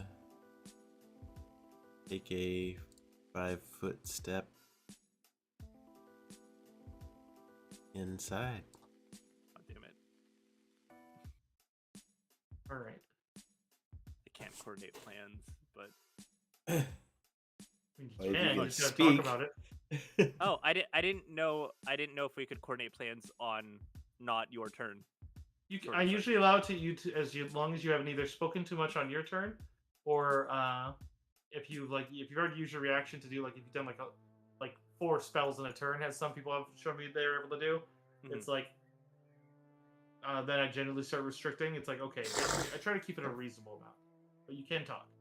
I was just gonna say, Hob is standing here, seemingly overconfident, with his robes just getting slowly brighter and brighter and brighter. I don't know if Dev or Char are afraid of that.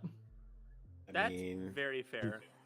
Dev not a probably lo- should be. I'm not immune. No. My I thought you had robes aren't 5 a lot of- resistance. I have 5 Yeah, they're like a resistance, decent- yes. Yeah, and the robes deal up D6, I think. 2d6. 2d6, yeah. So, So- average so- of Oh, 7. well. Yeah, it's not the worst. And it gives you a reflex save. Yeah, I'll be alright. Do what you will. Do what you will. All right, so this goes on to her, who her only really choice is Murder's Command, but she still has like another 14 spells, so might as well, I suppose. I guess she'll target this one back here since she knows that it'll go for him. Don't want them to somehow consider one of you an ally or some dumb shit. I've seen players argue that they were just like, I just considered all of my allies then, so therefore I would attack the enemy. It's like, oh, fuck off. Hey, Dekel, you have a hero point now. Huh? Sin just gave you a hero point. Oh, Yes, I just gave you a hero point. Yeah. sweet. Thank you, Sin. How does that work? Is that something I have to use right away? You have it for this combat, but otherwise... But what's... I mean, and honestly, you guys are saying that, but it's like at the same time, if my parents say they were doing something Christmas Eve, like looking at the chat now, it's like, then I told everyone, like, when I go to them, the timer pauses. So that timer might be enough. I don't know yet. Because I also sleep late. Mm-hmm. True. So yes, all those ones are temporary hero points. They don't eat up your ability to get them from other temporary means, because those ones usually do prevent you from using the same temporary means again. Yeah. I am probably gonna limit those to 1 per combat unless you're unless they're spending it to save their life. Specifically, the description should say on that one that they're supposed to choose what use they get out of it. So, but if I realize some people don't know the uses, so I'll just leave it open to you guys. That makes it a little more fun. But I mean, feel free to suggest a use if you have one, but... yeah, if you want to give them a +8 to an attack, you can do a +4 after. You can get a spell back or get a feat until the end of the combat. Succeed the next reflex save.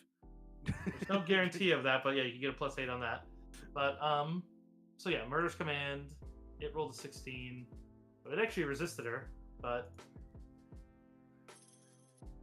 doesn't say anything. Just kind of makes that lowing noise at her. Doesn't seem like it's about to attack her though. I'm gonna give me a hero point. I'll just do a much bigger spell. All right, so Griark. You can also spend a hero point to get something your character doesn't have if it's something you qualify for, or 1 hero point buys you usually something that doesn't. Like if you want to cast a spell higher than you can, usually for every level you're missing, I usually charge. Well, for every level you're missing, I usually charge 2 hero points, but I do that other people pay in. You tap into the bigger magic and shit, and usually there's a downside to doing that, so just fair warning. I usually make something thematic occur.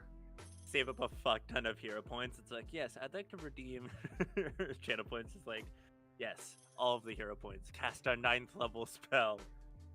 I can't remember what I call them, but there's also the chance you can also plead with gods to intercede. Mhm. Although that check requires a 40 of a skill relevant to that god if you're connected to the god, and if you're not connected, it requires a 60. And even then, you only get 1 per god per character ever. You better have Easy. a good circumstance bonus to that. Yeah. Or you got to basically have a reason that god wants to help you. Go talk to Anubis. Sup, J-Man? Nice fursuit. Oh, Jesus. You just see Anubis just pulls out a set of scales. Like, oh, that's worse than the fucking scythe. I'll take Karen any day, man. Because you realize you know how Anubis kills, right? Because it's basically like he basically judges you, and you judge yourself. But the big thing is, once you're in his court, you can't leave. All doors lead to your fate. And it's like, oh, that's how he kills you. It's just Yeah, man, I'm the shit. it's just. No regrets. No regret. You As long can- as you have no in regrets.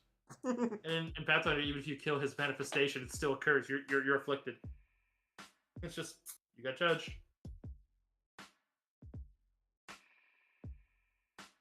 All right. I had read my action, so I don't think my initiative moved in it. Oh yeah, you had readied it for the one there, so I should move you there. So it's Char's. Yeah, you're just before him, just after Hobbs. Char.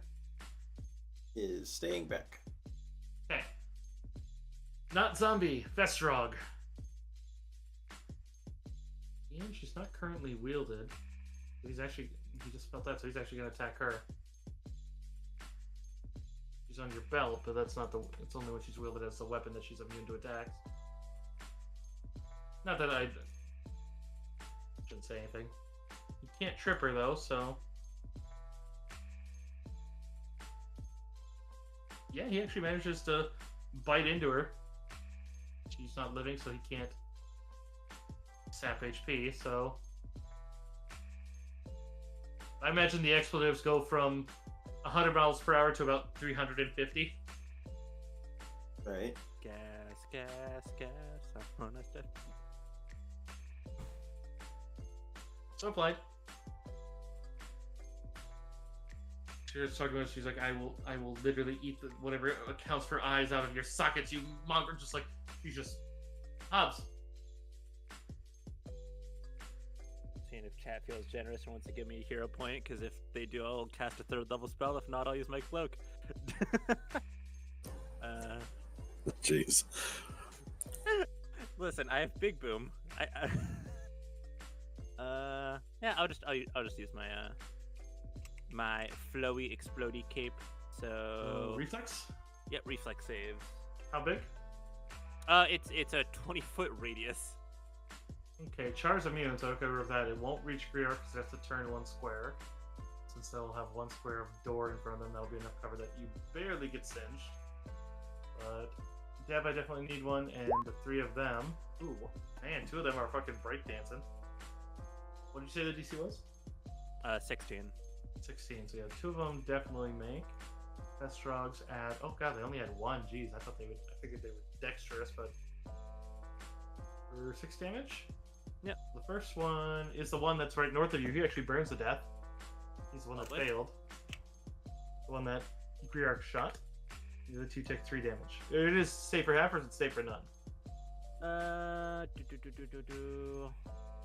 It What? doesn't say.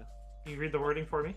Sure. Once per day on command, the wearer of the robe can emit a 20-foot radius burst of flame. Creatures other than the wearer within the area take 2d6 points of fire damage. Reflex DC 16 halve. Oh, Okay, 16 so- halve. Okay. Yep. Yep. Yeah, that's what I was looking for. So they both take 3 damage. Cool. I was going to say Yeah. people that fail are also set on fire, but the only one that failed is dead. So. And Dev does take 1 damage then. Oh, Slightly burnt. well, I failed. Yeah, that's what I was saying. You take 1 damage, so. I know. That means I'm on fire. Yeah, failed save sets victims on fire. Oh, okay then. Let's mark some flames. Sorry. Oh my god, I'm on fire. Oh yeah, she's an item, so she's gonna take damage from your burn. She's an intended object, so she rolls with you. She's also considered magical, so. I'm sorry, I didn't mean to burn you. Oh no, because she's magical. Unless it's affecting your gear, it's not gonna affect her. Okay, so she has that benefit. I mean, chances of the burn actually sticking and like landing it is still not high, but yeah, it's not great. And also, don't spread it. You're in a stone structure, thank God, so I'm unlikely to spread. But all right, now Griark, unless you have a movement to do, Hobbs. No, I feel like movement may be unfortunate. Okay. Okay.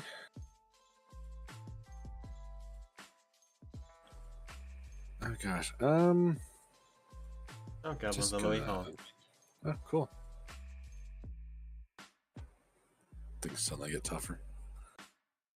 Oh god, Goblin just gave a hero point to Nikki, Koala, and Deckle. Huh? Oh, that was probably not need for all that, but sure. Thank you. I'll just 5 foot up here and I'll immediately put that hero point to use, and I'll just cast a magic missile. Because I forgot I've used up, or no, I haven't used up. I guess it's not really what you do. You can't cast a spell for free, can you? With a hero point you can, because you get the spell slot back. Oh, cool. Yeah, then I'll just use that for a free magic missile.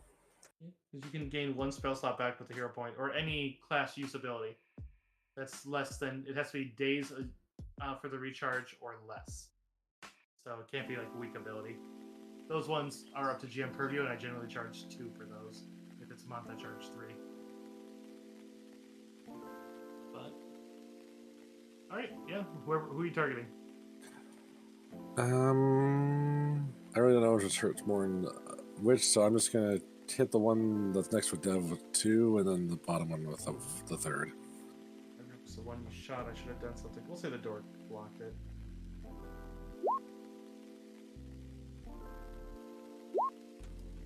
They both ended with 4. Nice. Spreading the damage. I like it. Perfectly. Just kind of squirting plus everywhere. Yeah, your ranged shot should have triggered one, I realized, when you shot one, because it's... And you guys know this, so it's not a spoiler or like a surprise. Excuse me. Oh. Bless you. I might resolve that and just say that it splashed you and you didn't know if it hits, otherwise it just didn't hit you. If you don't mind, I'll just take care of that, so I can catch it up from the prior round. Don't change much.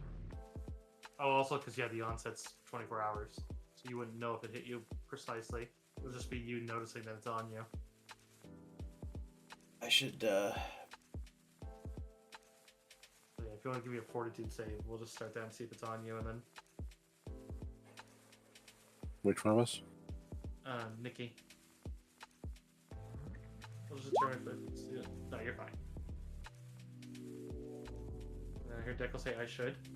probably refund Goblin for that one for me, because Sin already gave me one this combat. Oh, yeah.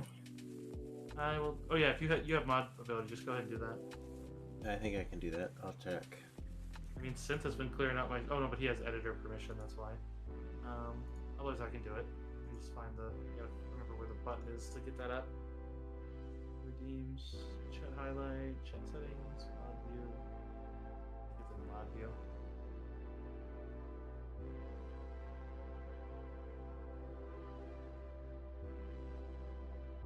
Activity feed. Redeem request. Must be at the bottom. God, this is the tiniest window it gives me for this. Yes, we did the stretch. Alright, let's... This is gonna take forever. If you guys can...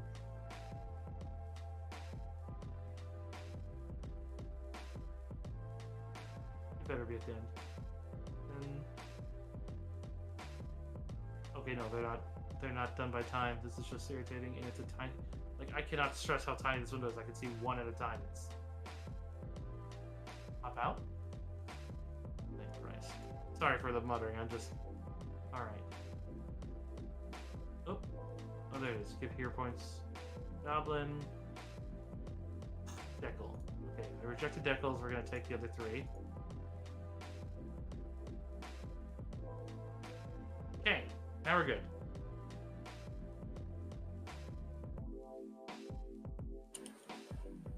My bad. The one that was at north would have taken 5 damage because I did +1 instead of +2. Okay, fix that.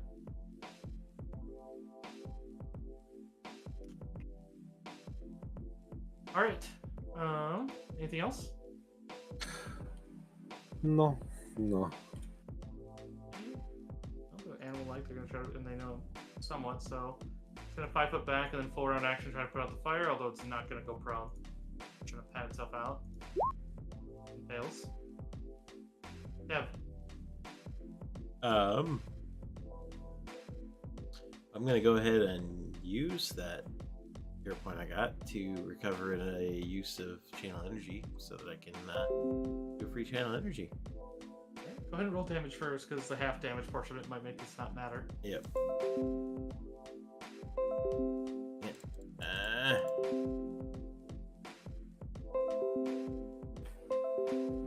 Oh, that made more sense. But well. I always think the good thing to do after I do it, you know, the curse. That was a low damage roll. That was. Yeah, and instead it doesn't matter in a different way. Neat. Well, shouldn't say that. Come on, natural ones. Neither. What's your DC? 16. Yeah, they both resist. So light burn to both. Fair enough. Oh yeah, the other one tried to put himself on fire and burned. So. Oh yeah, I should Never take mind. fire damage. Yes. Take d6 of fire damage. Which is no damage to me. Well, that roll was for the Festrog. Oh, okay. Because the Festrog South one did die from your channel. 5 or under. we Yeah. You roll 3 of those in a row, the fire will be put out because it's not catching on your gear. But you have to survive 3 rounds with taking 0 damage with it. Got it. Because your gear is protected by the same stuff you are, so if it's not taking damage, it's not on fire. Fair. Anything further, Div? That's all.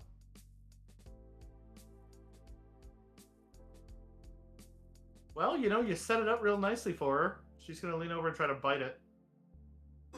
Good for She just rocks her chain.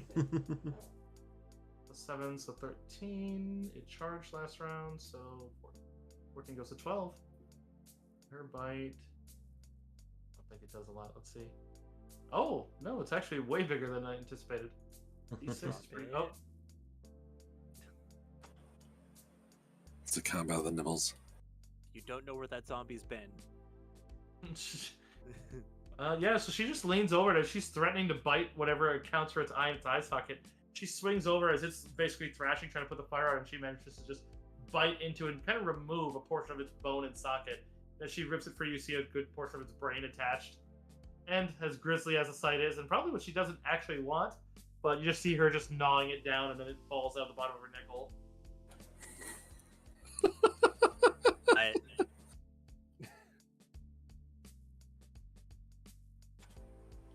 When my Combat over?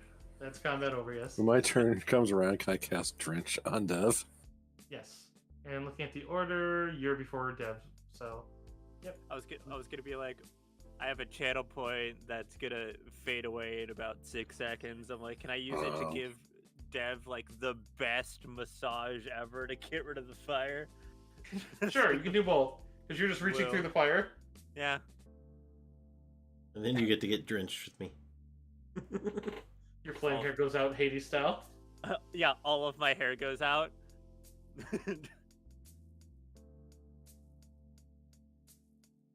You see Neferiku does seem to utter a spell as some dark magic flows around her, and she seems to heal her own wound.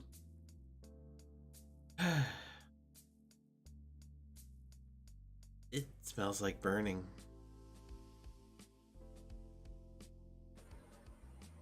Yeah, you are on fire. I need to see if that's in Blurb.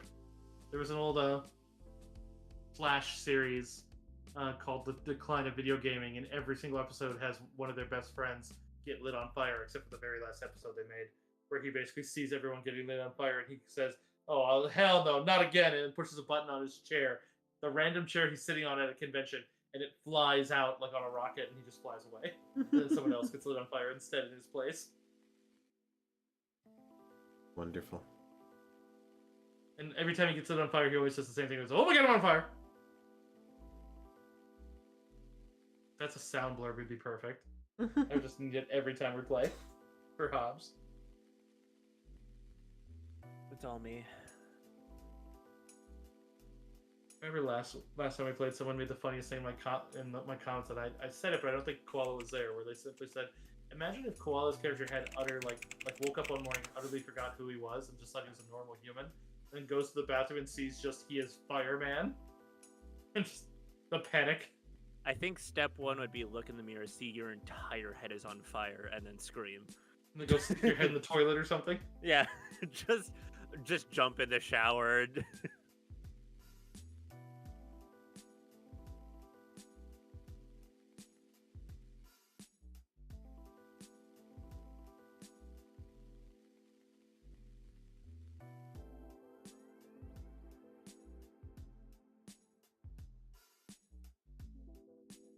That's a fun one too.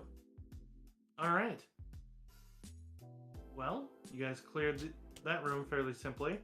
Unfortunately, there's not a whole lot else as you like peruse and see if they were guarding anything, and it's actually rather disappointing. It's just a bunch of our empty sarcophaguses and a lot of tracks that show that they were. I mean, that pack of like 8 or so that you saw out in the city probably came directly from here. Mm-hmm.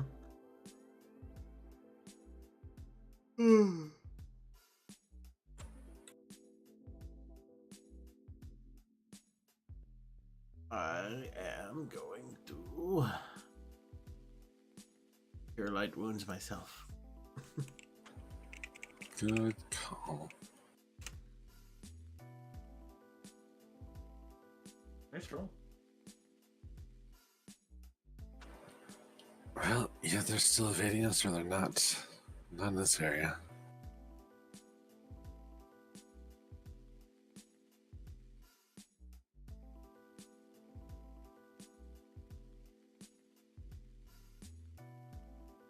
Alrighty. Well, let's go look over here.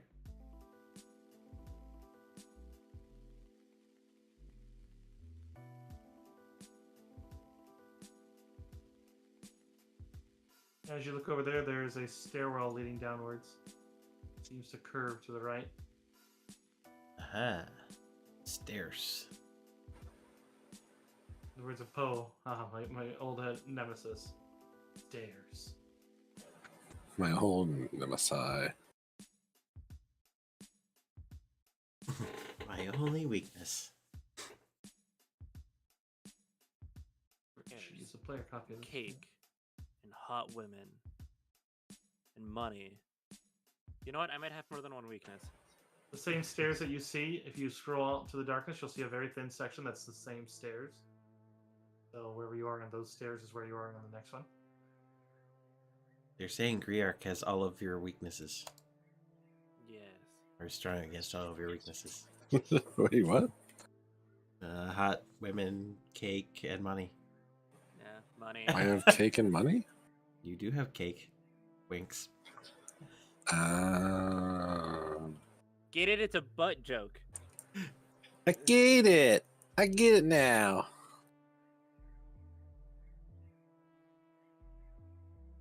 Yeah.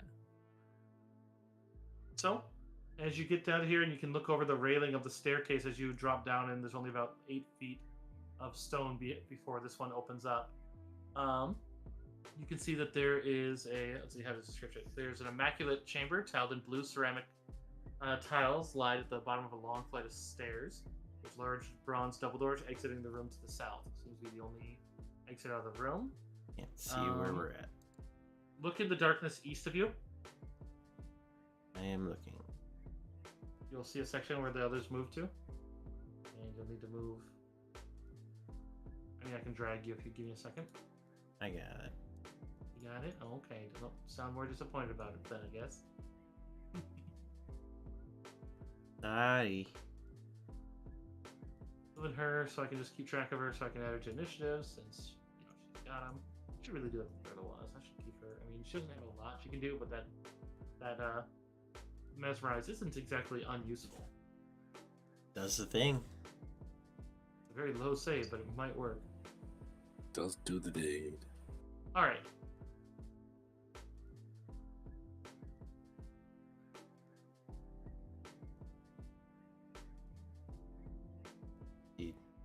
Actually, I can't tell which side of these stairs is supposed to be the downside. You come from here. Yeah, So these are the same stairs you see there. So Okay, got basically it. this got is the it. down. The stairs wouldn't double back. You never know with these maps, you know that? I mean, that's fair. Sometimes they That is change the actually direction. yeah. I've had maps where the direction of the map changes, and I realized that because of that, but the person who drew the map didn't realize, so they drew the stairs as they'd logically be in orientation to the other floor. But the other floor changed directions, so now the stairs don't make sense, and it's like, Pathfinder, I hate you. I get whoever put the compass on there just did it as an arbitrary compass, but fuck you. Alright, let's come see what's going.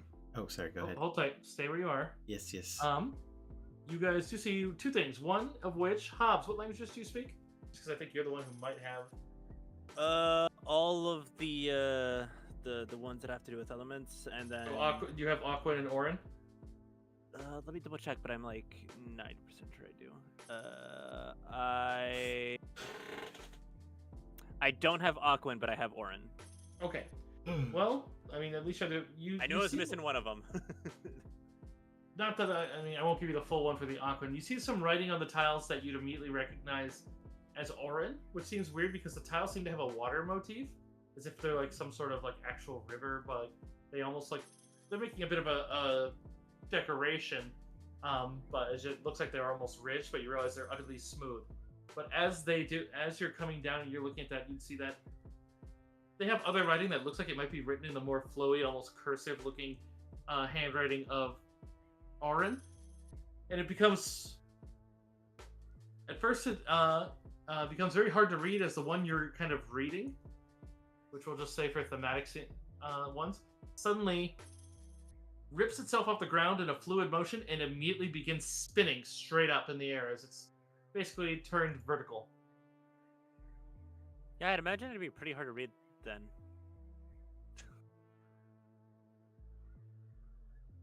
It just kind of hovers there. Why is the tile hovering? Well, what did I read before it started? Well, I was just saying what you saw. I basically saw that it seemed to have air, like, basically marked for air, and, like, you recognize it as Orin. You'd have to get closer, because you are still 25 feet away. Like, can I just, from where I'm at, can I look down on the ground and see if I see any other, like, I see Orin, and I would, even though I couldn't recognize it, I might, like, recognize what, the ocean one. You don't notice anything as far as on the darker or lighter blue in any sort of Aquan. It seems like it's made to look as if someone wrote Orin to look like Aquan, but the difference between the two languages. Pardon me. Aquan tends to look more like the crest of a little kid's drawing of waves as it's written, whereas you have to draw the loops of Orin, like things are looping about and curved, because it tends to look more like, at worst, drawing of a tornado. Or like a hooked tornado at best.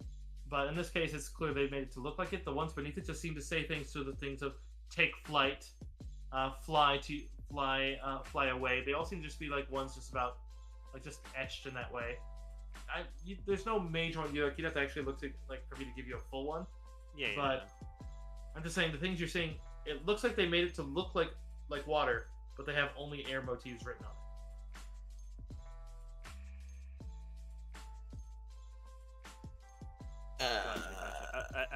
I'd warn everyone, like, you might want to be careful of the ones with writing on them. All of them seem to have it. Anything else?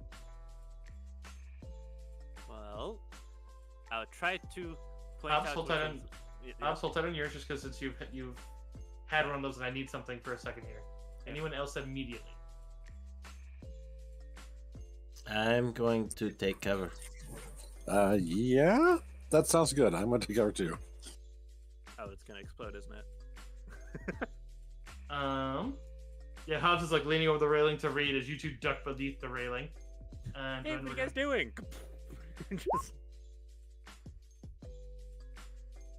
So what you would see is in the next round, and we're gonna go round by round on these ones, is you see two more hover up. And the one here fires at Char.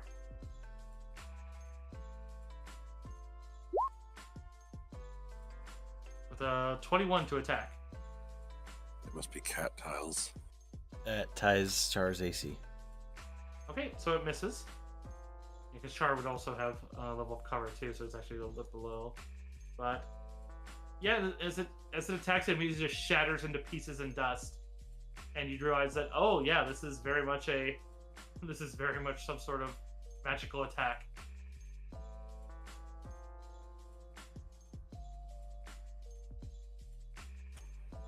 Why would they do this?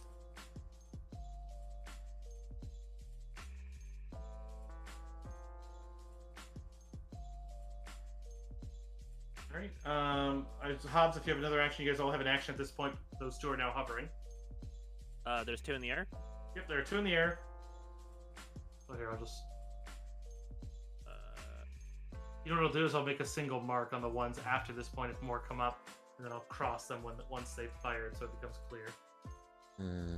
Also, out of character, can I high-five anyone who's a Zelda fan? Because this is totally a well-used trap in Zelda. Like, Yeah.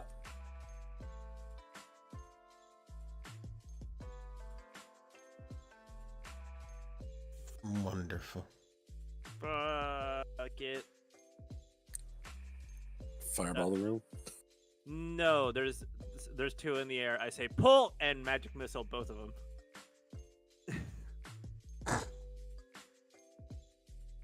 and see if I can break them before they go firing at people. That's the plan, at least. Uh-oh, curse about fine. Oh no! That explains why she didn't finish her thought. A stray magic missile bolt. So I always thought the shatter had a bigger radius.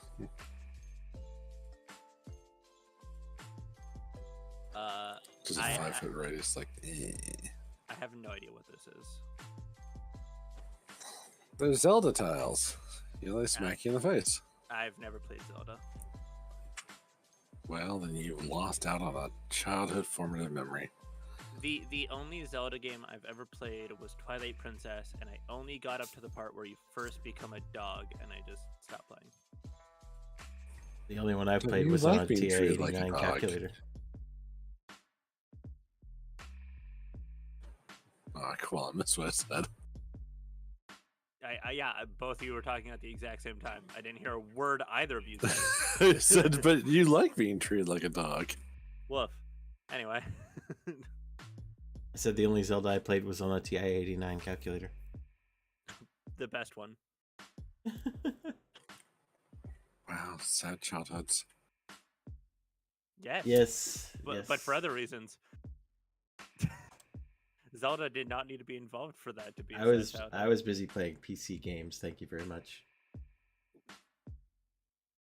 I was gonna say something, but I'm like, Deco's still streaming. I'm gonna not.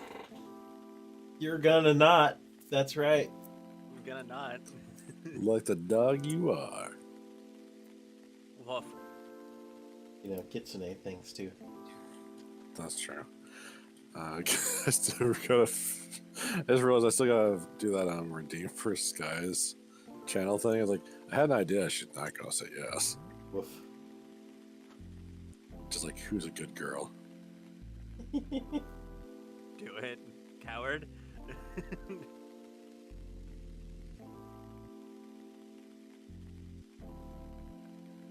Head pat the streamer? Is that what you're thinking? No, I just it's like, be like, who's your girl? She's like, Damn it, I got allergies. I mean, if anything, we can just do that to Deco. This is true. This is true. Deco also has a tail, so it's even more easily able to spot if Deco enjoys it or not. Because if the tail starts wagging.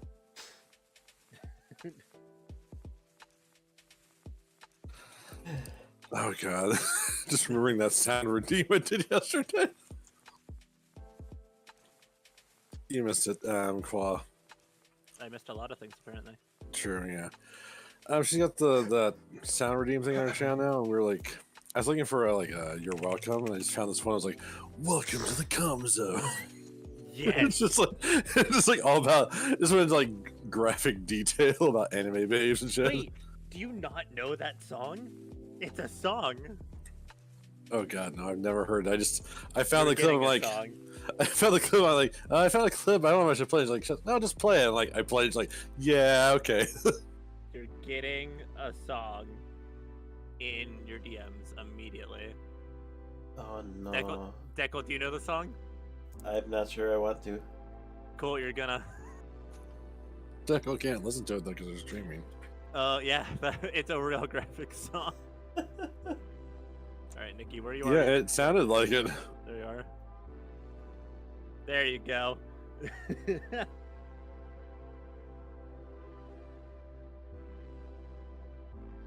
How goes it, chat? I'll just be hydrating over here.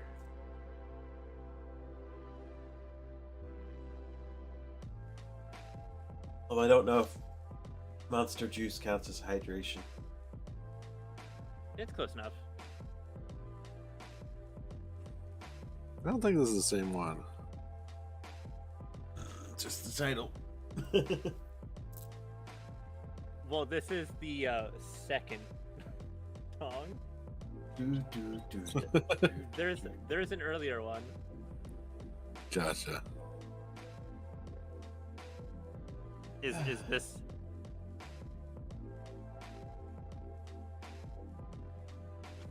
The title makes me think that's probably it. Yeah. The thon of subs has Oh, yeah, been that's it. interrupted. It was basically the intro to this, yeah. Yep. Hey, I think the graphics on the second one are a little better though. Yeah, no, you're correct. Deco, just listen to these songs live on stream. I'm sure you won't get banned. Yeah, sure. It's forever. only 8 restrictions on YouTube. It's fine. I'd probably also get copyright restricted. No, we'll just sing it. I'm Karaoke. sure this is covered by the RA, yeah.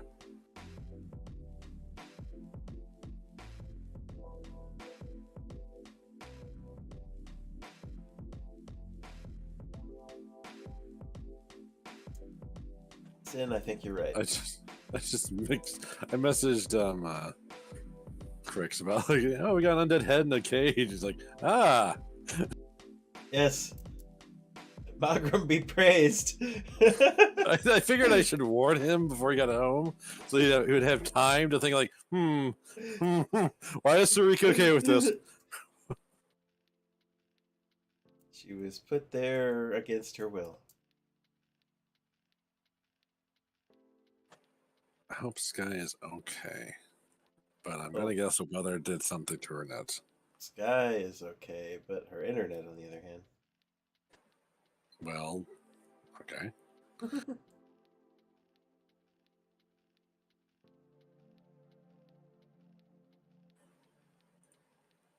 I'm guessing it all went boop. Oh, I see. There it is. I wasn't checking chat. Yeah. Clearly, she runs from her phone.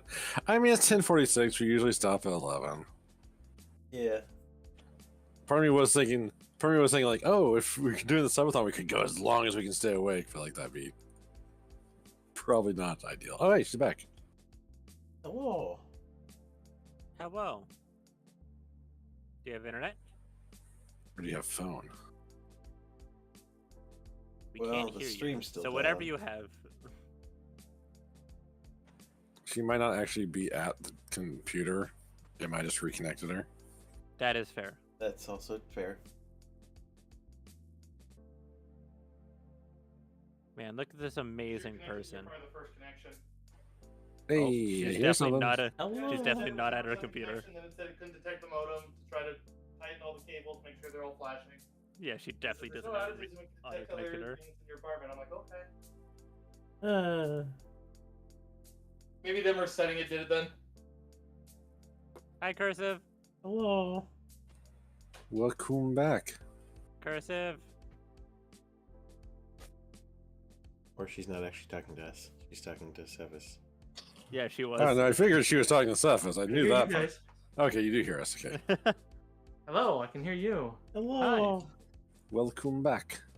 I'm gonna go live again here in a second. Yes. Because it was stuck on reconnecting, and I never know if that means I'm on or not. No, you're not. Now it should be. Hey, there it comes back. It has reloaded. Nice. I always hate this just because I'm always like, how many people did I lose? Yeah. How They many? were like, they were like AFK watching, you know? Like, oh. Yeah, that's unfortunate. The lurkers have been lost. Thanks, Comcast. It says there's 8 people watching though, so That's true. Okay, so maybe they lingered. All right. So, what was the last thing you guys heard? something I about was Zelda. Or I was about to cast magic missile on them, and then you didn't tell me what would have happened. Okay, yeah, because I was asking for what you guys were doing, so that works for me. Let me double check and make sure my. Okay, yes, they are lighting up. I was making sure my. Also, the map's on the wrong screen. I know I'm gonna. You're on the wrong screen. Ah. Get wrecked. Okay, well, gee, I didn't know I was on the wrong screen. Dabs. Dab.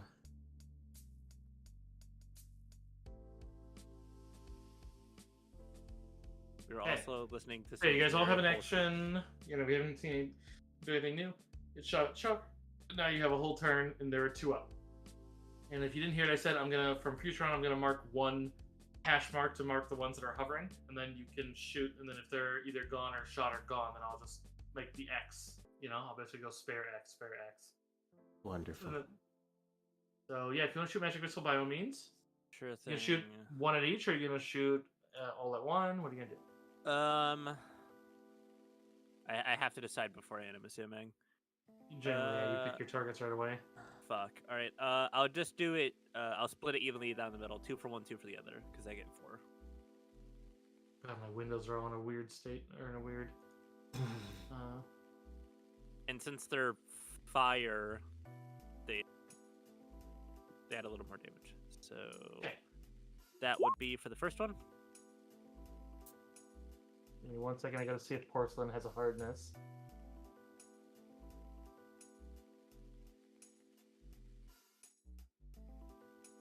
It sucks because plus key is my mute key, and I keep having to. Same as crystal, glass, ceramic, or porcelain. Okay. Like porcelain should be a little stronger, but Depends on what's hitting it, really. in this case, you're hitting it from the flat side too. So actually, that would be a good hit. So let's go see the damaging objects one.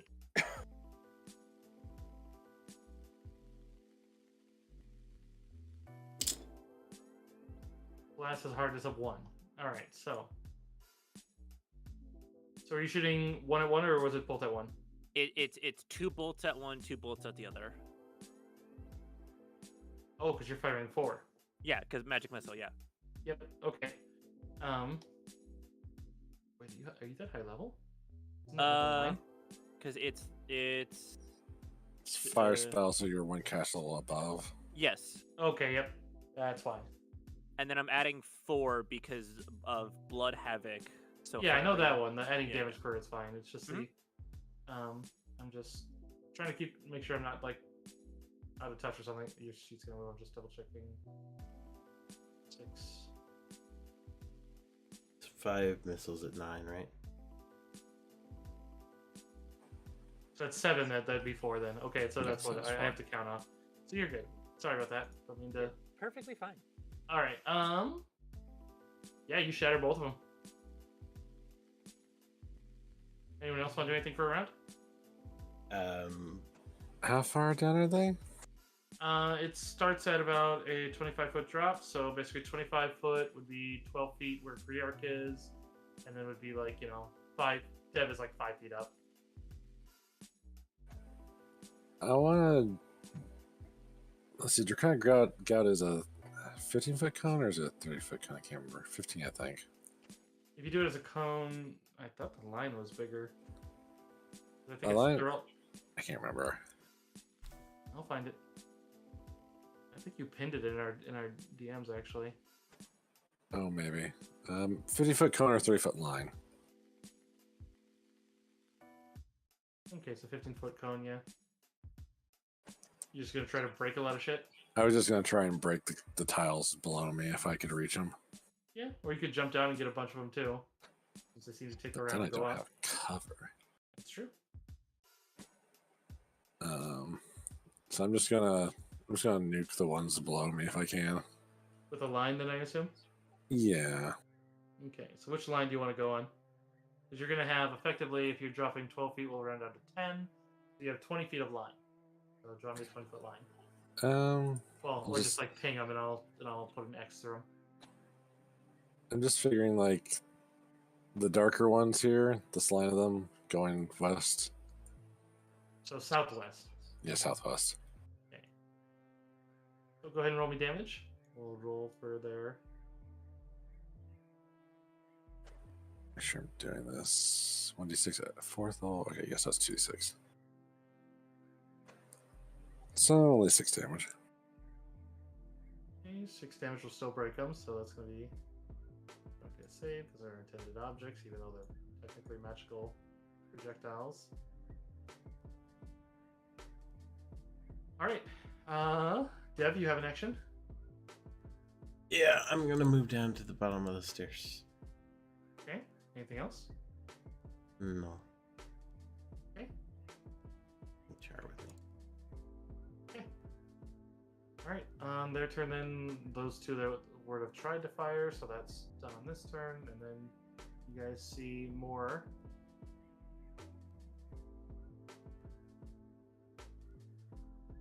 Four more have risen. Oh God. They have arisen. They have arrived. Arise, chicken. Arise. That puts it back to your guys' turns.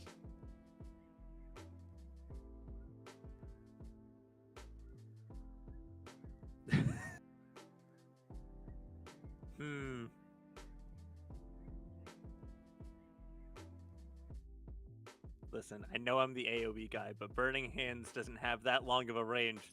We need to get you Widen Spell. Yeah, Widen Spell's a nice one. Probably do. It's Widen's a bit of a misnomer with that one. It's more just double all ranges involved with your spell. Alright, well, guess I'll go first. Areas, because ranges is extend. Fuck it, why not? Let's do this shit again. Magic missile, and there's 4 of them in the air. Pew pew pew pew. Yeah. It's like I'm like using my my finger Keep guns. shooting. Yeah, like. Alright, Like this so- clearly is where they practice their accuracy, guys. Okay. You just go ahead and just give me 3 more.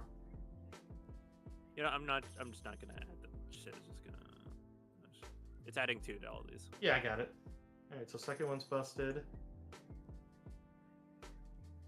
Oh shit. Huh. Curve the bullet. Wanted. All right, so these 2 are heavily cracked, but don't break. No. But I break 2 of them. You broke 2 of them. Sweet. You've now found their HP since you've dealt 5 damage to 1 that broke. All right. Well, I softened them. Who's next? Soften them up, yeah. yeah, because they effectively have 4 hit points and 1 point of hardness. I'm going to move down to here and just repeat what I did last turn with the southwestern line on the dark blue ones. Okay. So, go ahead and roll damage first of all. We'll target these. 10 damage. Oh yeah, they are very dead. 2, 3, 4. Do a quick count. Okay. Dev and Char. Right.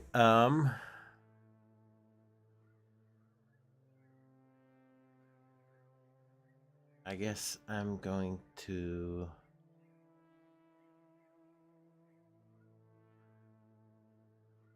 grab an alchemist fire and toss it at this square. Okay.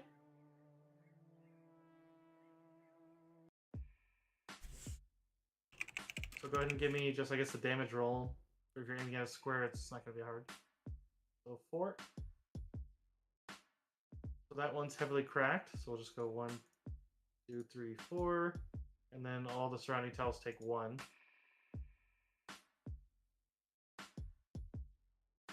Okay. You damage them. None of them are early broken. Yep. Anything further? No. Okay. So these 2 fire first, so they're going to pick targets. 1, 2, 3. Multi, hello. Ooh, multi's in chat. 1 second. Oh, both are aiming at you, Dev. You turned away. Sorry, what? I said, fucking Dev turned away. They looked at chat. Thank you for the hydrate. Moment of weakness. Multi, you're lovely. Look how many we got. Look at all this. It's so great. Subathon is going awesome. You're tipsy right now. Oh, whoa. Partying it up. Alright, so this one, well, they're both shooting at Dev. Natural 1. And yeah, they both just kind of break as they hit the railing near you. I'm good at this. And then that would be spreading from that point would be so it would be 2 of the ones that you damaged. Start hovering up. 2, 3, No, you 4, multi. and 5. As much as they were going up by 2, I mean they went 1, 2, 4. This one only raised 5 of them. Well, we might have damaged some of their supplies. But you guys do have a turn as they're all hovering. Oh, you're a sweetie, Multi. Multi, we gotta meet up sometime so we can finish your sheet so you can join the Monday games, girl. Yeah.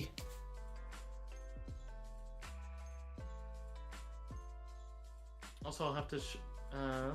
I'll be streaming some more tomorrow, but you should, when we get the subathon goals up, you should take a peek if you want. And that's not like any sort of pressure, but I know there's stuff like I could draw you. That's one of the things. There's gonna be a collage. I feel like that's something you'd want in on.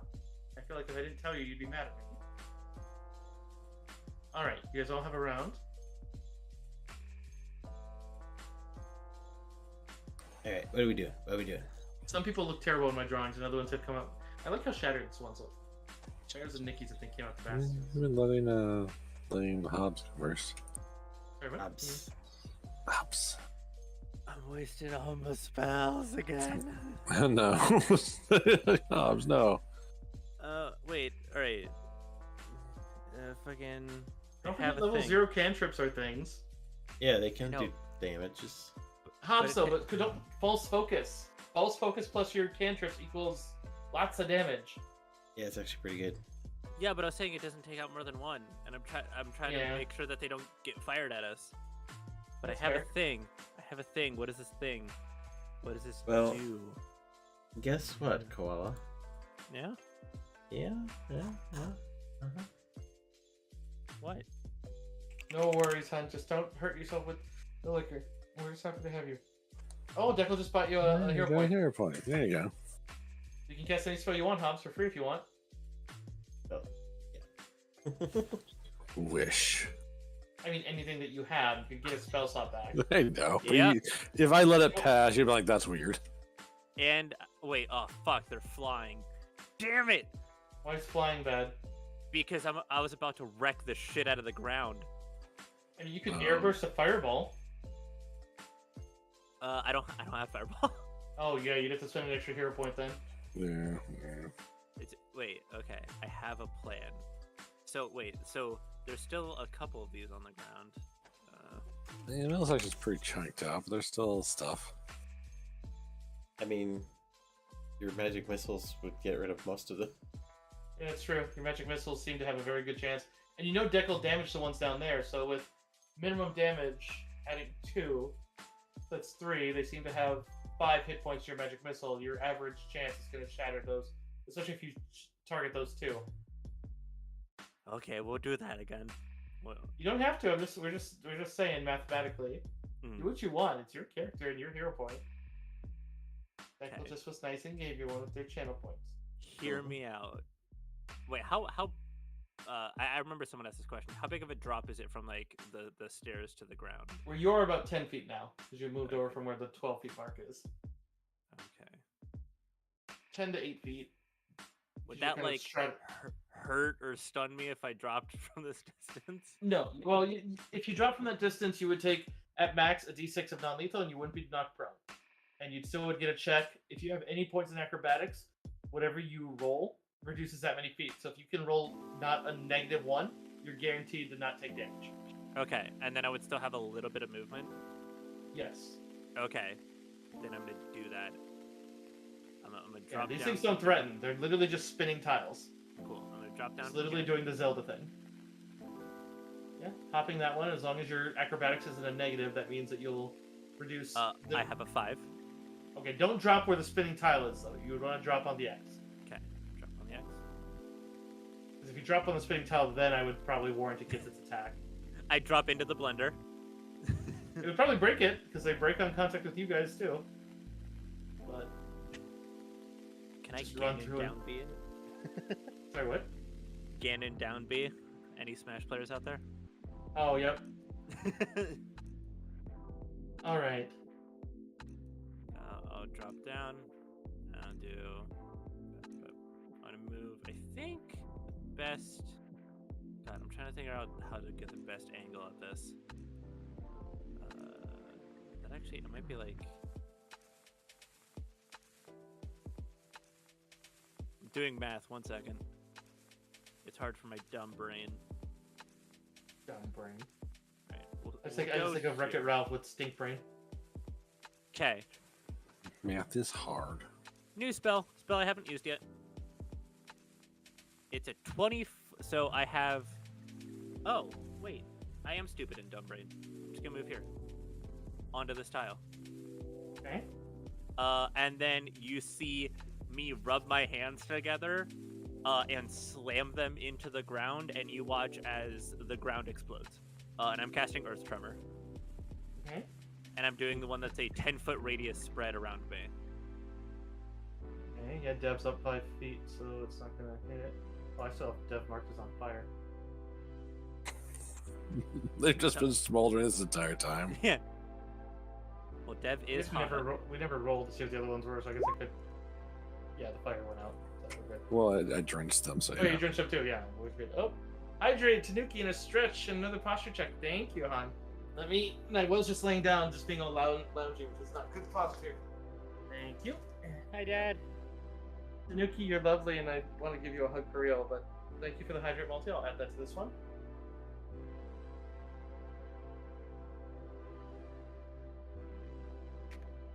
Okay. Someone also informed me that on the bottles of Gatorade, if I have the right one, which I do, the little lines inside the Gatorade are 2 ounces. Because that's supposed to be a hydrate for like workouts and shit. I put them on there. I was like, oh, makes that handy. All right.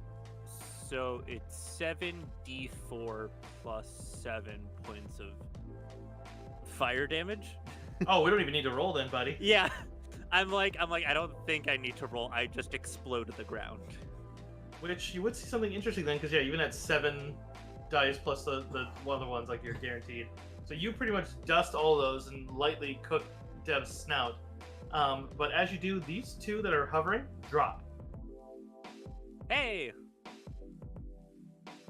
They don't fit perfectly back into place, but they do effectively drop. They don't break either. They just kind of drop straight down and then stop. Yeah, the ground is now considered a dense rubble that it costs 2 squares movement to enter.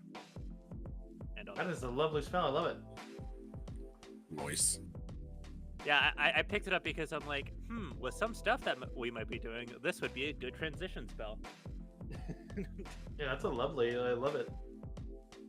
It also has 3 different things you can do: a 30-foot line, a 20-foot cone-shaped spread, or a 10-foot radius spread AoE around you.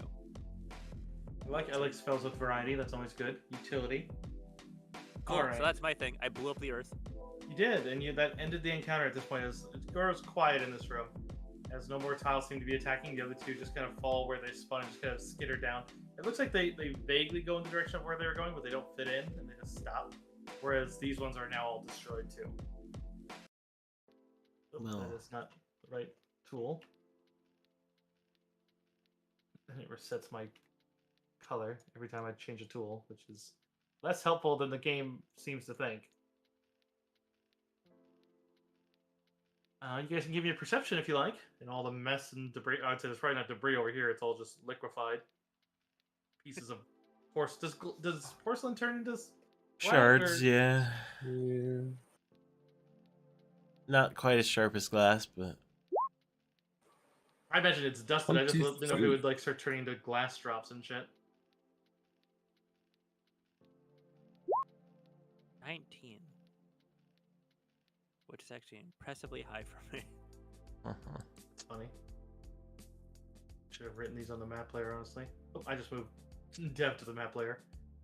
yay! I'm on the map. You're a map now. You've become 2D. I'm trying to just move these out of your guys' way, but I might just, you know what I might just do is here, we'll just, you guys are going to vanish for a second. Oh god, no, it's not going to work unless I grab you all individually. Nope, not what I wanted to do. Oh, Oh no! oh. Give me a second. I'm just kidnapping you all to the ether. It doesn't really matter which ones are broken or not, so I'm just going to say Been dragged to the wall.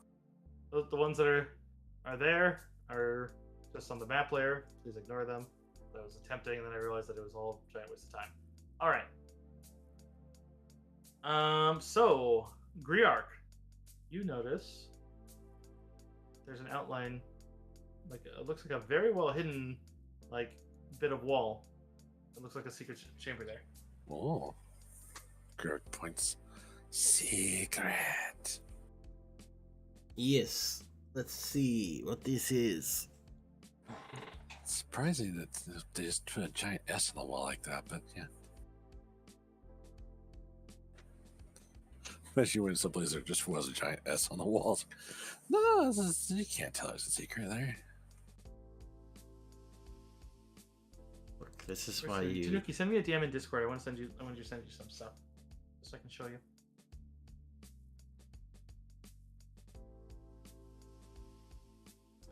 You're perceiving? Or are you just opening? I'm going to perceive. Looks fine. I mean, it looks very secret. Like, Very with it being standard. pointed out. Very Nothing. standard. I'm gonna open the very standard door. Yeah, looks fine. It's great. As you open it up, I don't think it gives me a flat-out description, but it seems to be a small chamber. That you'd see that there seems to be the smallest of little servant stools in there, as well as, I mean, not the smallest, I should say, because you guys would see ones for tiny things, but the smallest of one size for like what seems like a medium creature, as well as then seems to be just stacks and stacks of tiles that look like they're made for replacement tiles. You'd see them in both colors, and they seem to be just tons of them just layered into the walls and then just layered about. And you can give me one more perception, actually. I'd say all of you can if you'd like.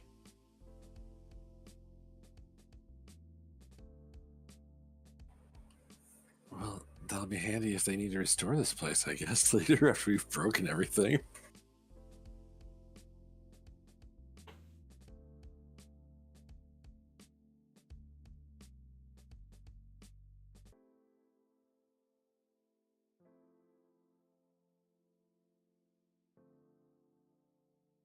Oh, you rolled a 15 again. Okay. Griark, the queen of secrets right now. You see that two of the tiles and one of the stacks are slightly ajar from one another, whereas the rest fit together very nicely. I'm gonna go snooping into what that is about. I just imagine you putting your snout up because it's like a stack of tiles. It's like, what the fuck is wedged in there? It's like, but as you look in there and maybe like shine like, oh no, you guys don't use light. Yeah, we just see in the darkness like bitches. I just use Hobbs' burning head. Yeah, just you grab his head to be like, hey, there's something there. Let me see. Let me see details. I just like flip the ponytail down. In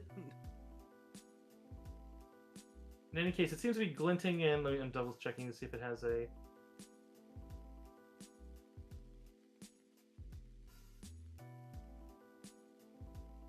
Okay. Oh wow, that is an interesting one. So you can see as it looks to be a coin, decently bigger. Like it doesn't look like a regular copper coin. Looks like it's a bit thicker and not a total amount. Like it looks more like the size of a silver piece, which coppers tend to be very small, especially in Osirian, where they are actually smaller than the rest. This one seems to be a bit thicker and a bit larger coin. I found a thick piece of copper coin, thicker than it should be. How thick? Dummy thick. Like 3 C's? Oh, God. I'm gonna just try and I guess, is it like wedged in there or? It's wedged in there. You have to take a little bit of time to pull down some of the tiles. Yeah, it'll take some time. I will help. Yeah, with more people. Also, Hobbs, I was gonna give you.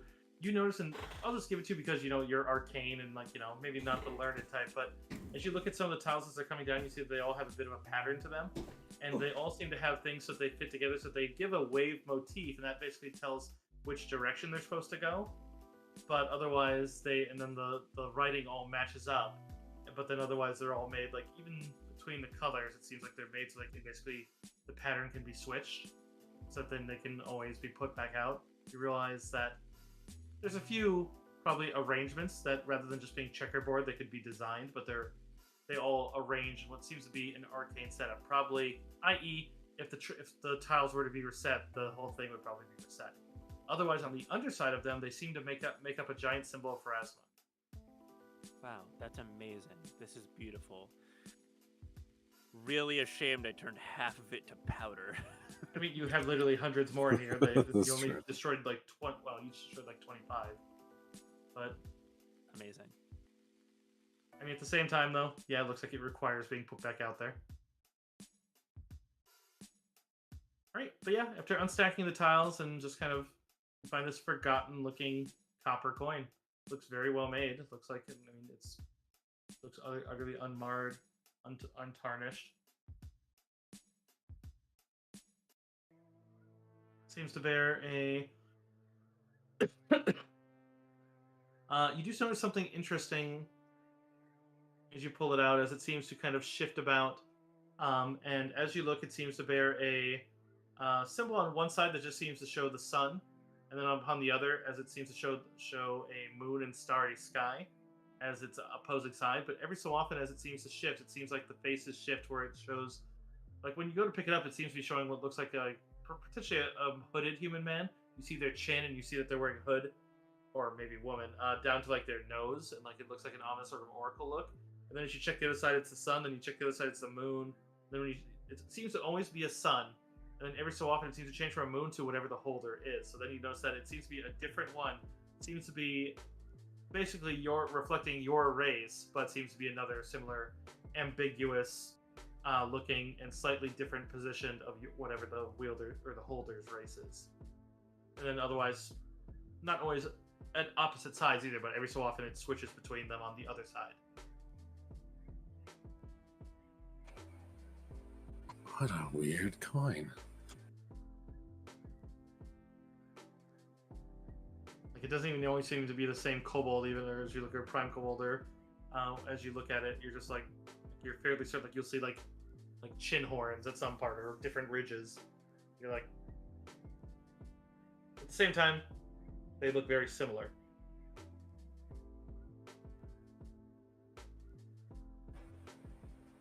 This is a really weird coin. It's a coin, and the faces keep changing, and like sometimes they look one way, and sometimes they change how they look. And it's very interesting, confusing, and weird. Ooh, I need to see if there's any hotter versions of me. It's like the Rick and Morty with the visor. Yeah. We're playing checkers. I think it was Yahtzee. Anyways. Yeah, you can do it the same with yours. As you probably see a couple different versions of, and in your case, they seem to actually wildly change. Like every so often, they seem to be of like, you're not even certain they're on fire. At one part, you're like, that might be a woman. I just flipped the coin a few times. Oh, let me check something. Uh-oh. I've Oops. decided to play with the magical item before it got identified. Yep. It's me, of course I did. I type that wrong? Also, you point a coin in my hand. Oh, I'm it's gonna try Ifrit, to not flip it. Ignan. That's the language. That's why it's showing me.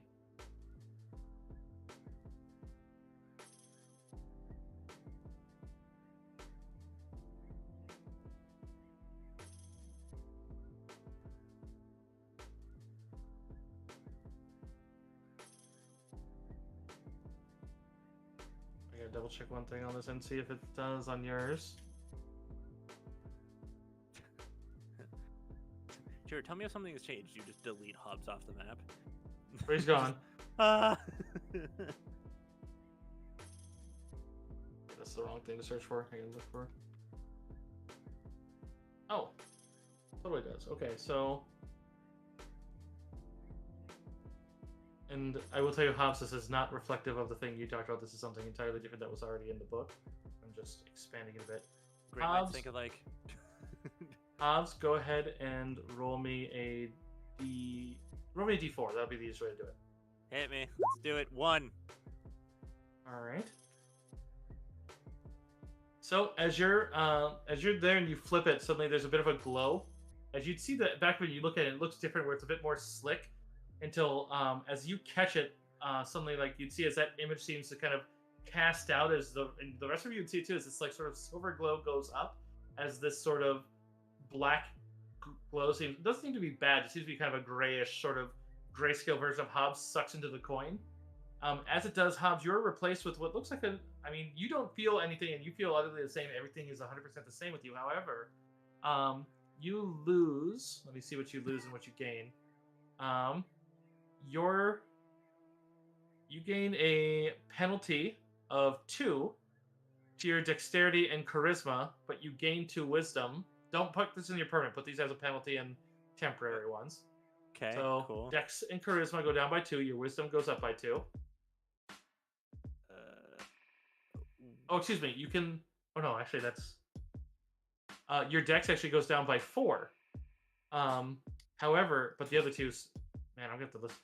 Long story short, your racial ability changes. The ones you have vanish. Basically, the way the coin works, it gives them as a penalty. So, but don't delete them. Just apply them as a penalty.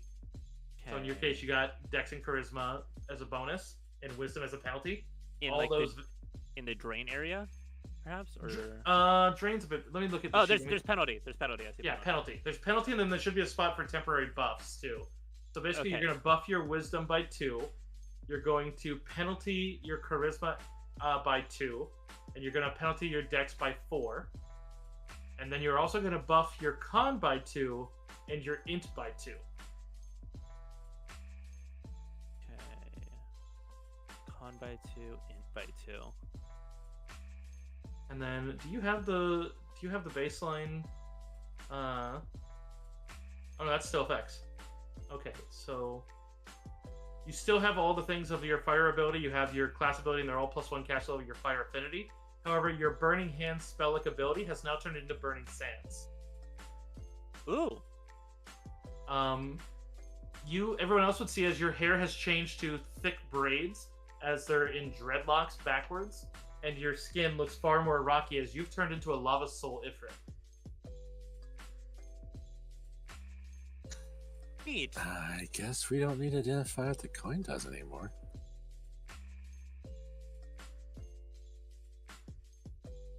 Just blank. Oh, Look down at myself. Okay, yeah, the fire still works, and then if you're using this one, also gives the benefit if you're using the ash subdomain, it also gives that same boost if they have that. Okay, but yeah, if you look on the Ifrit page, Lava Soul's down at the bottom, and you can see it. I shall look it up. And basically, it's not permanent. I mean, I shouldn't have said that, but I guess we could assume if you might take a little bit to identify it, or let Verlois do it since she still has 2 uses for the day. Maybe now would be the Oh. time, yes. Alright. I'm a lava soul. This one specifically, which actually I just realized with what you planned for your item, this actually combos with it in an amazing way. But it doesn't mean there's no limits to times per day, but a creature may only use it once. Actually, wait, let me double check that. It might actually just be you can just keep doing it, but So wait, is Burning Sands different than Burning Hands? Let me double check. Like- I think so. It sounds like a different spell entirely. Let me look that up real quick then. Burning Sands is a level 1 conjuration, druid, ranger, shaman, sorcerer, witch. You cause sheets of hot sand to spread over the ground in the area of effect. It's 1 foot deep and constantly shifts insurance, transforming the ground into difficult terrain. Sand itself burns and periodic flames rise from the grit. While these flames cannot ignite objects, they deal 1d4 points of fire damage to any creature that ends its turn in contact with the ground in the area of effect. At the end of the duration, the sand vanishes, leaving no after effects other than the damage. It's a medium range, 20-foot radius, and it is a fire spell, so it'll get your fire bonuses. Oh, yeah, I almost took this. It's a good spell, actually.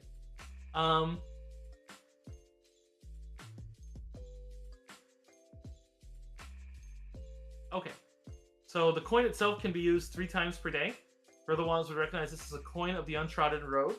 This is actually a Magrim item specifically. It is, but it's not. It's made for other races, and it's something that they made for basically the other types of races. Basically, if anyone with any sort of mixed or variant blood uses it. So in the term, like the baseline one was like, because it was written in, was human, half elf, half orc. But then they added like, basically tieflings, Asmar, anything with variants to their races, anything that could change.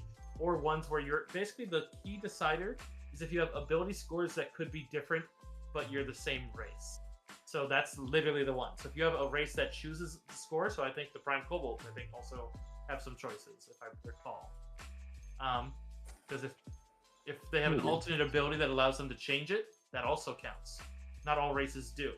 But if any of those flips it and then catches it, you immediately take a penalty to, originally they describe it as like the ability score is modified, but whatever it is random. You don't get a choice, but you can use the coin again. Otherwise, the changes last for an hour, and then if you ever do anything that gets rid of the penalty or buffs it to get rid of it, then the spell itself will break. So basically, like if you buffed any of your penalties to 0, like if you had that -4 to dex, if you buffed your dex by 4, it would then just snap off.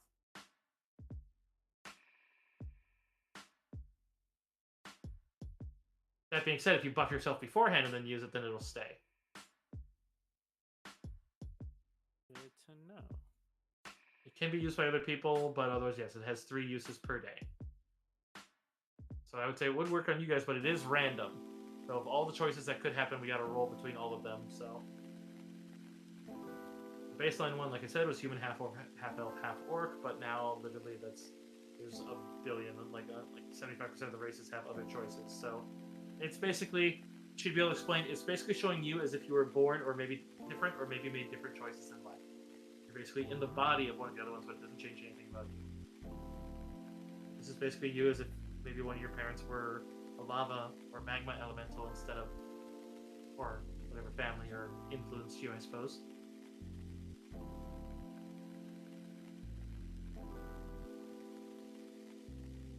And races like dwarves that can't change their ability scores choices don't get anything.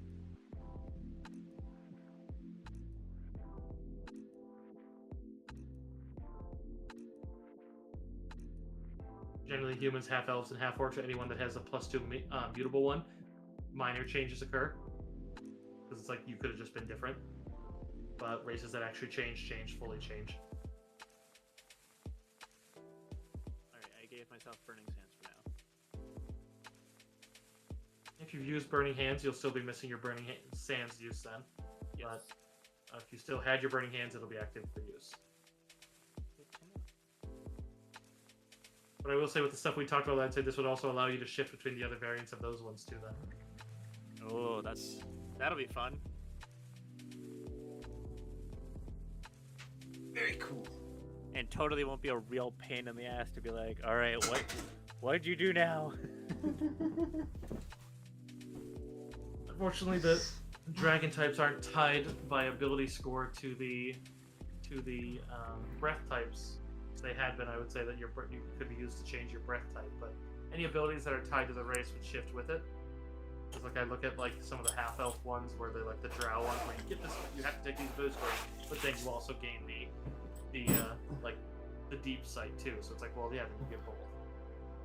But I would like to imagine though, because of the ability score switcheroos, Hobbs does that, and then immediately now, because his intelligence is now 18, he's very intelligent. He goes, "Why did I just do that before getting identified? That was incredibly stupid of me." Riddler's like, because you like luck, because you're a lucky guy, and you seem to have dreadlocks now, and your hair is less poofy. What? I flipped my. Probably look sterner. Probably look less like jovial. I mean, you don't have to be less jovial, but I just imagine you have a very stern countenance. Like, Yeah, I have a more chiseled jawline, as it were. you're less charismatic, as it were, so you look a little less approachable. Huh. Well, that happened. Okay, so the coin is called Coin of the Untrodden Road. You want to write that? Uh-huh. But I would mark down that it's been house ruled, because it's like that isn't utterly official, but it's one of the ones where it's like there, so it's like severe. Make an history. item. Coin of the Trinkets on the list too, so then outside of that.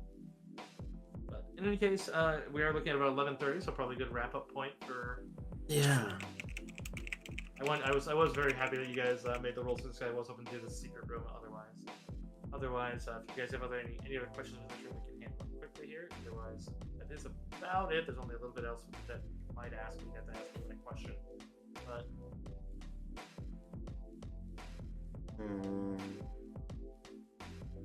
Can't think of anything. Yeah, okay, I think. I'm good. I hope people had fun. Yeah. Sure. Yeah. I was somewhat hoping like Cricks would arrive like just right at the end, like, oh, it's time to leave. I'm here, guys, and that's the end of the session. Hi, Crix. How you doing? Bye. See you on I would, Monday. just like not even say anything to him. He would join. I would leave. Just. Oh, that's so cool. Oh, Listen, it's Goblin. He knows how I treat him. Yeah, he would get it, but at the same time, Also, thank you for spelling that for me, Dickie. I was not going to spell that correctly.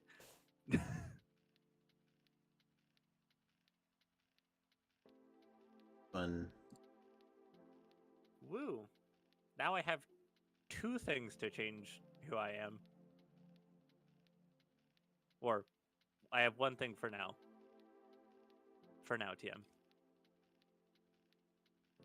Neat. How long did you say the coin lasts for? 1 hour. 1 hour. Okay. And I would say make sure the others don't want to use it too, because I don't know. They would have to remind me, because you both no, because it's Prime Kobold, and then we have a Tiefling, regular Kobold, right? Yes. Yeah, so Tiefling is also affected by it. I don't think Kobolds are. I don't think they have anything. I'd have to check their racial, because I know they gained alternate racials now. I'd have to double check their choices. But Tiefling definitely is affected by it and has some pretty strong effects. Here's what I Since said. everything is utterly random, Tiefling is a complicated one because we would have to roll randomly because your race does tie into your spell like, so which means we'd have to re-roll your spell like, which we'd have to roll to see whether or not you got the spell and whether or not if it went to the alternate ability, what the alternate ability is. So quite random. Very random. Some of those alternate abilities are amazing though. True. Here's my idea. We don't tell Goblin about this. He's definitely not watching or gonna listen to this pod. Next time we play, we're just like, hey, look at this funky coin we got. You should flip it and see what happens. Oh no! The type of dwarf he is so stuck on clan, and he turns into a not sand dwarf. Yup. Oh my god! He turns into like a that's frost when you dwarf. get the gavel in the face. Right. Did you know what this? That's what he just. Did you know what this did? Oh, 100%. Gavel. Yeah. Guilty. Fuck. And then it's just it's the Phoenix Right. Guilty. I don't know why, but I imagine the gavel to the face. He pulls the gavel away. I'm just even more handsome now, like handsome Squidward. Oh no, he's hot. And yeah.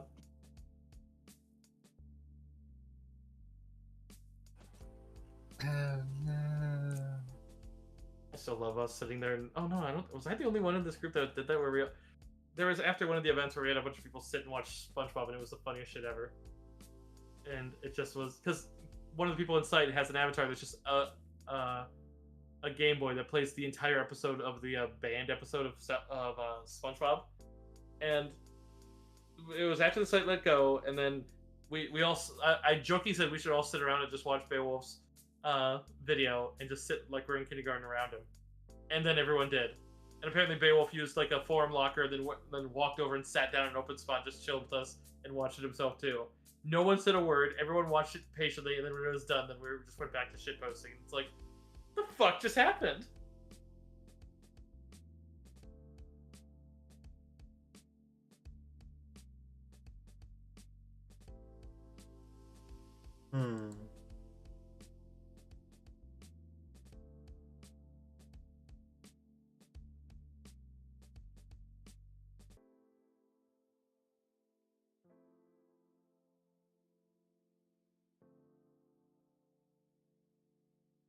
Well, for my chat, I am going to end the stream for Mummy's Mask. Hope you all enjoyed. Have a wonderful evening.